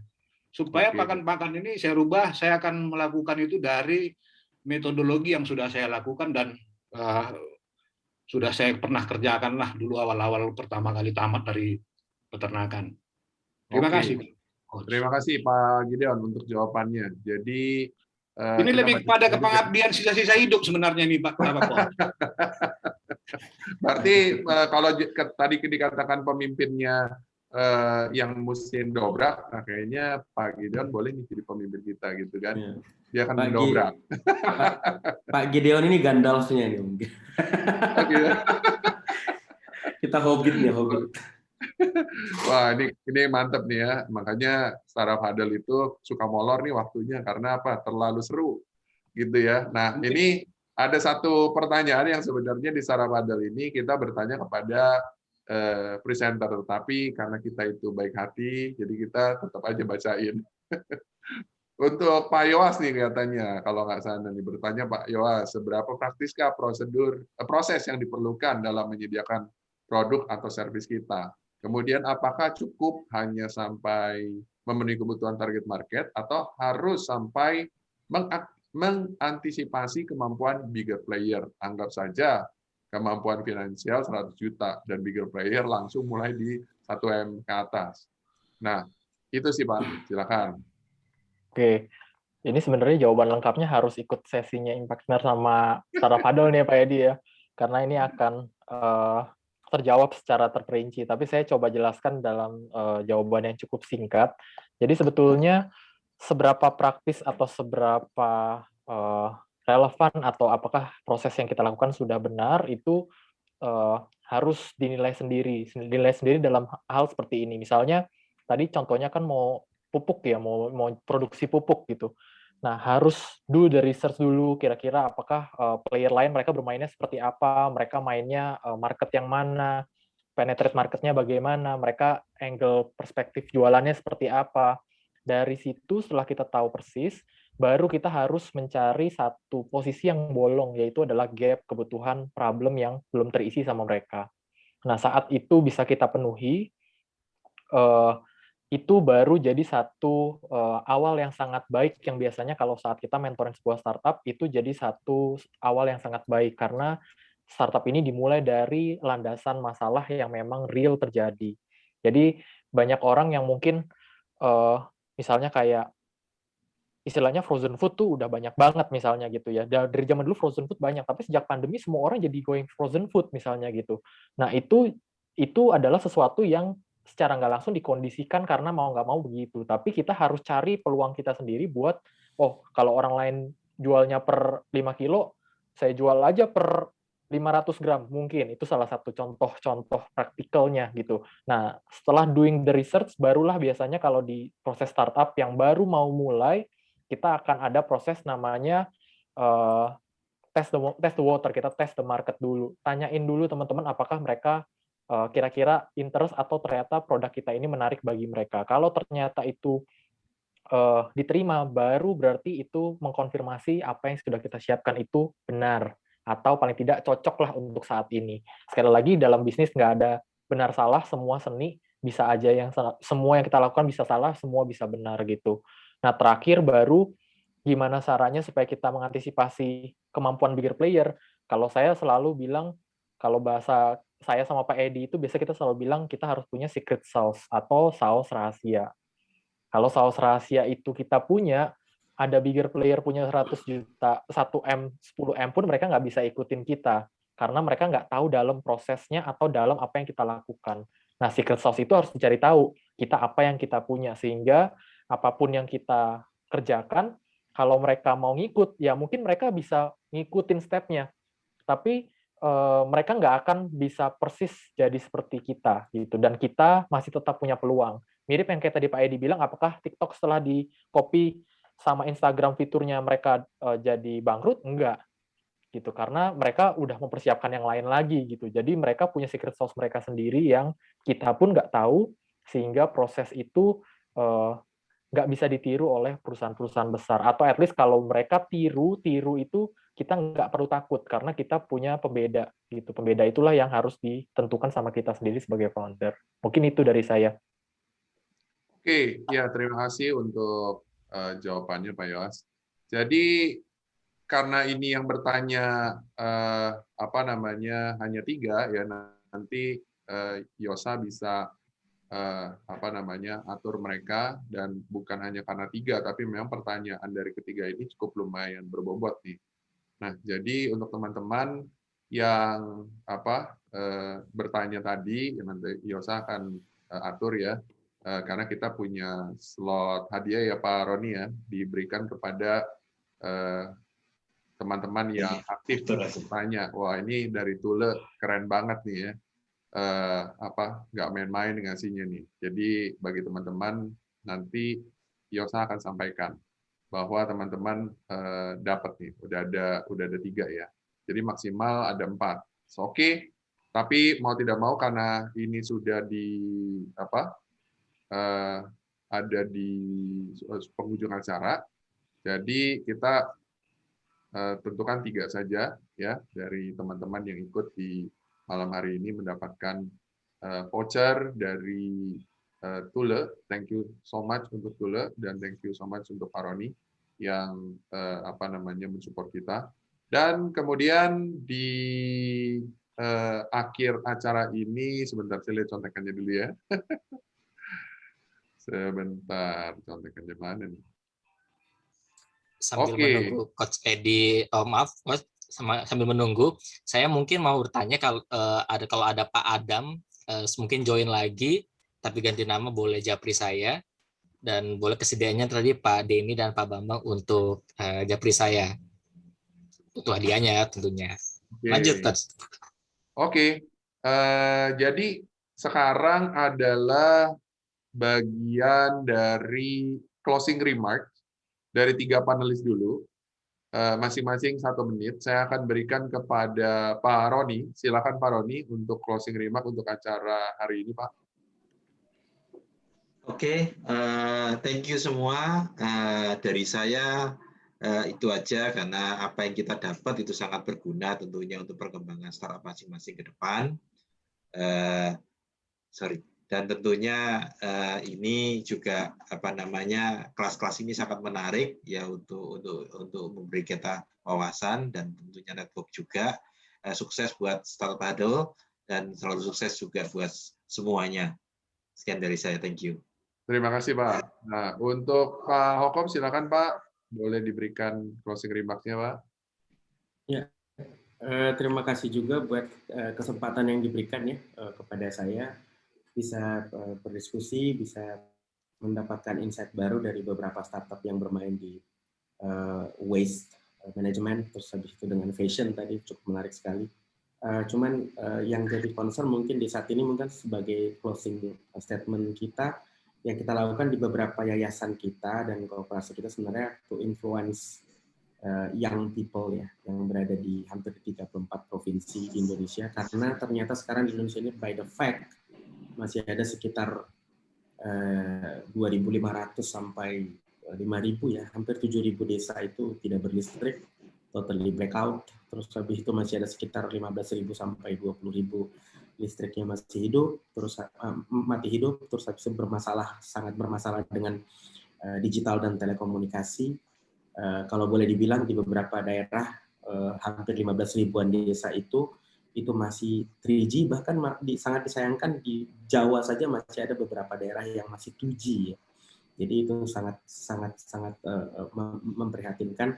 So I think when we talk about startup, please we have our own heart too untuk coba robusting our pemahaman kita sampai ke daerah-daerah tersebut, karena di daerah tersebut juga permasalahan sampah juga ada. Permasalahan mengerti tentang fashion juga ada yang perlu dibimbing ya, anak-anak yang jangan sampai mereka shocking juga tiba-tiba dari kampung kuliah di Bandung tiba-tiba nggak tahu pakai fashion apa gitu. itu lumayan sering terjadi. Saya punya teman dulu orang Papua yang perlu sekitar 6 bulan untuk menyesuaikan fashion dia ketika dia berkuliah di Bandung gitu.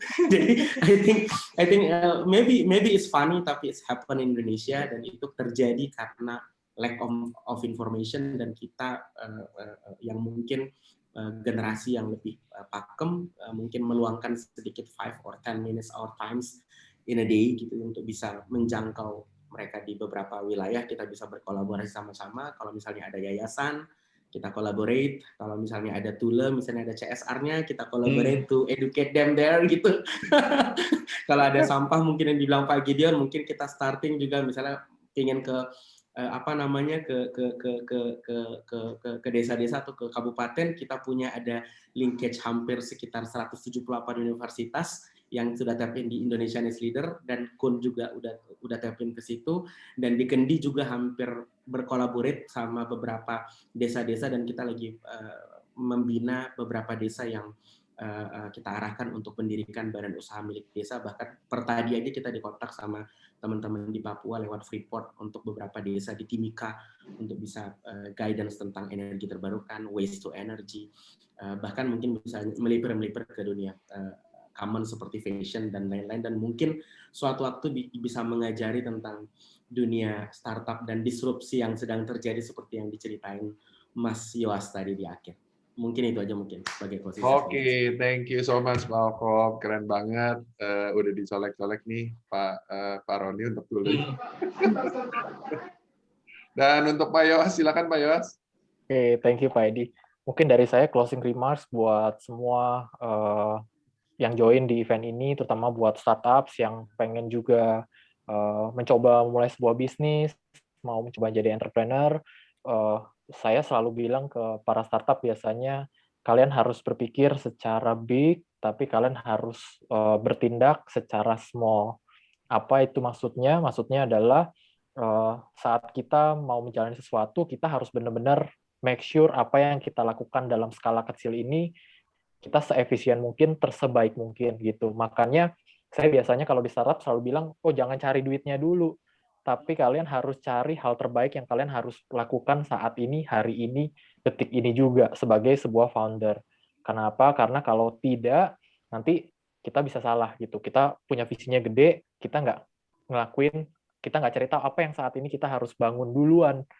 Saat ini, akhirnya kita jadinya kemana-mana nih. Wah, kita harus ke sana, harus ngapain. Padahal mungkin nggak gitu. Kita mungkin cukup perlu lakukan hal small steps yang kita bangun sampai mendekati visi kita. Mungkin dari saya itu aja Pak Edi, teman-teman semua. Thank you untuk kesempatannya sekali lagi. Oke, terima kasih untuk teman-teman semua, baik member komunitas, kemudian untuk presenter juga. Nah, sekarang bagian dari presenter, yaitu pertama Pak Gideon, waktunya 1 menit untuk menyampaikan kira-kira Pak Gideon itu berharap dari member community di sini itu bisa membantu Pak Gideon itu di bidang mana, kurang lebih gitu Pak, silakan. Terima kasih Coach. Persoalan sampah adalah persoalan kita semua. Jadi yang saya harapkan sebenarnya kolaborasi. Itu yang pertama. Kolaborasi dalam arti jejaring. Kalau tadi misalnya dari Pak Roni, ya mungkin kita nanti bisa berjejaring dalam artian kemungkinan aja bisa saya buat nanti pengepul saya naik sepeda semua Pak ya. Mantap. Ya. Dan di beberapa komplek perumahan yang sederhana yang misalnya apa kan ya cukup sepeda aja, nggak perlu harus mengeluarkan bensin. Ya. Itu yang pertama. Yang kedua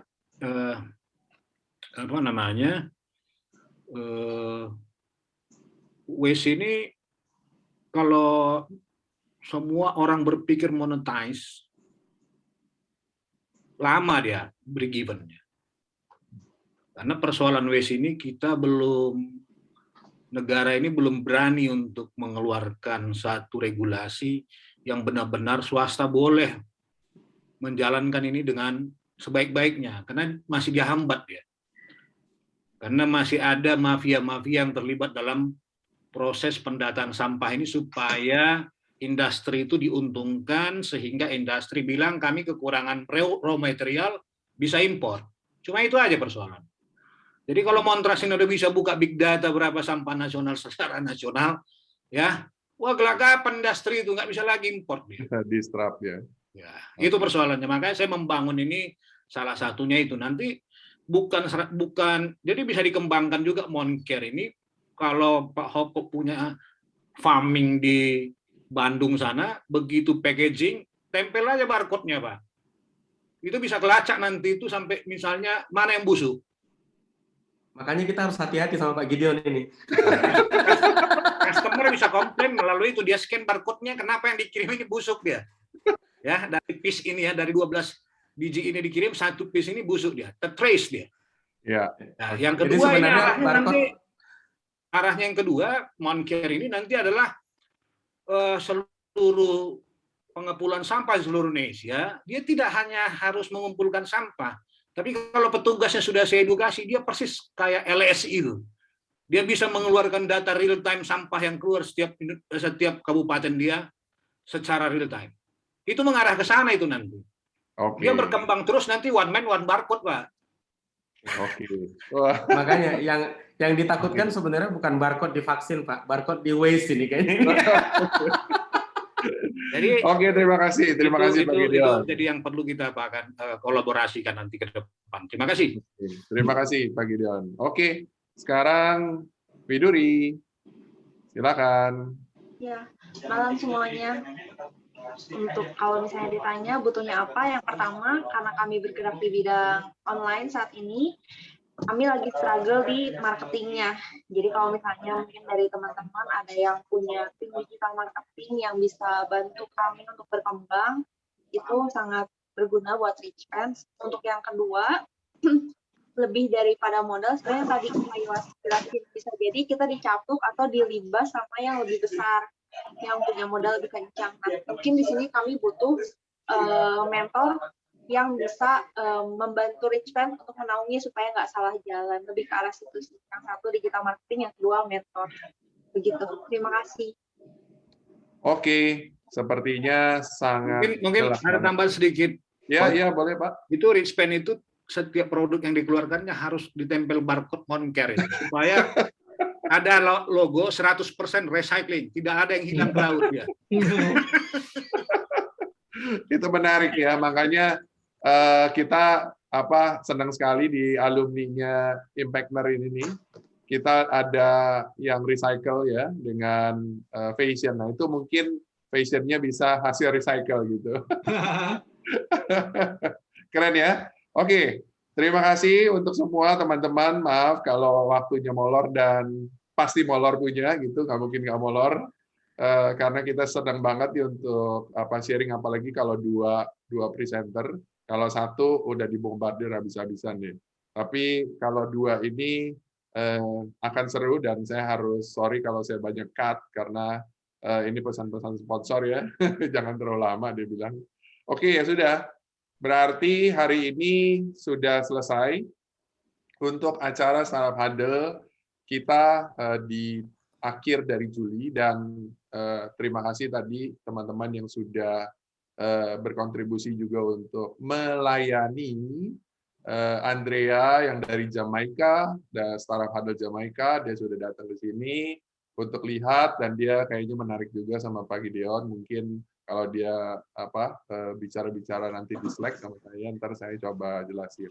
Oke, terima kasih untuk teman-teman semua. Nantikan Startup Huddle selanjutnya, dan kalau teman-teman mau untuk ikut di Startup Huddle ini, tadi startuphuddle.com/rec. Nah, untuk teman-teman panelis juga bisa memberikan kepada teman-temannya mungkin yang mau ikut di acara ini menjadi presenter. Oke, saya kembalikan ke Yosa. Silakan Yosa. Baik, terima kasih banyak buat Bapak Ibu rekan-rekan yang sudah hadir dalam acara ini ya. Saya kembali lagi reminder yang tadi Coach Edi sampaikan. Untuk Bapak Ibu yang mungkin mau di posisi Widuri dan Pak Gideon ini, itu bisa daftar. Linknya saya sudah taruh di grup chat. Itu karena kan pengen juga ya sekali-sekali coba bisa ngomong gimana sih rasanya diberikan insight. Nah, hari ini terima kasih buat Pak Roni, buat Pak Yowas, buat Bang Hokop juga yang sudah jadi panelis. Kita senang banget ya kita bisa dengarkan satu insight yang luar biasa dari ketika mempanelisin dua startup tadi maupun dari sesi sharing tadi. Nah Bapak Ibu yang biasanya ada yang kayak begini nih kalau mau Startup Huddle sebelumnya kayak gimana ya? Nah, itu bisa di YouTube-nya Startup Huddle. Di linknya saya taruh di grup chat juga. Jangan lupa subscribe juga sih ya sekalian. ada yang langsung join dari link dan belum sempat gabung di grup WA Impactner, silakan join di link grup WA yang saya sudah taruh di Zoom chat. Nah, next month kita akan ada startup huddle lagi. Seperti biasa ya, startup huddle itu diadakan di akhir bulan, di Jumat akhir bulan ya, sekedar mengingatkan aja. Jadi Jumat akhir bulan siapkan diri, siapkan waktu untuk ikut ini. Itu nanti akan kolaborasi dengan, rencananya kan kolaborasi dengan Amerika. Jadi biar nggak ketinggalan, jangan lupa join di grup WhatsApp itu. Baik, itu saja dari saya. Saya mengucapkan terima kasih buat Bapak Ibu, buat para Bapak panelis dan Bapak Ibu presenter, karena kebetulan direktur perempuan, dan Bapak Ibu attendees lainnya. Saya ucapkan selamat malam dan selamat berakhir pekan. Terima kasih. Oke, thank you so much. Thank you semua. Thank you Thank you semua. semua, Pak Roni, Pak thank you, Roni, Pak Pak Gideon, Safar, thank you, Pak Yohan, Pak Gideon, Pak Pak Alko, Widuri, thank you. Thank Thank you. you, Thank you banget. thank you, Pak Rudi, Thank you semuanya. sudah ikut Terima join kasih di- semua. Terima kasih ya Pak ya. Thank you, Terima Pak. kasih. Terima Thank kasih, you, Pak Pak. Roni. Terima kasih semuanya. Selamat malam. Terima kasih, Selamat Pak. istirahat. Selamat Terima kasih istirahat. semuanya. Selamat malam. Sehat, In lab ya. Baik Bapak Ibu. Ya, baik. Oke, Saya izin close juga ya. Bentar, mana ini? untuk room akan di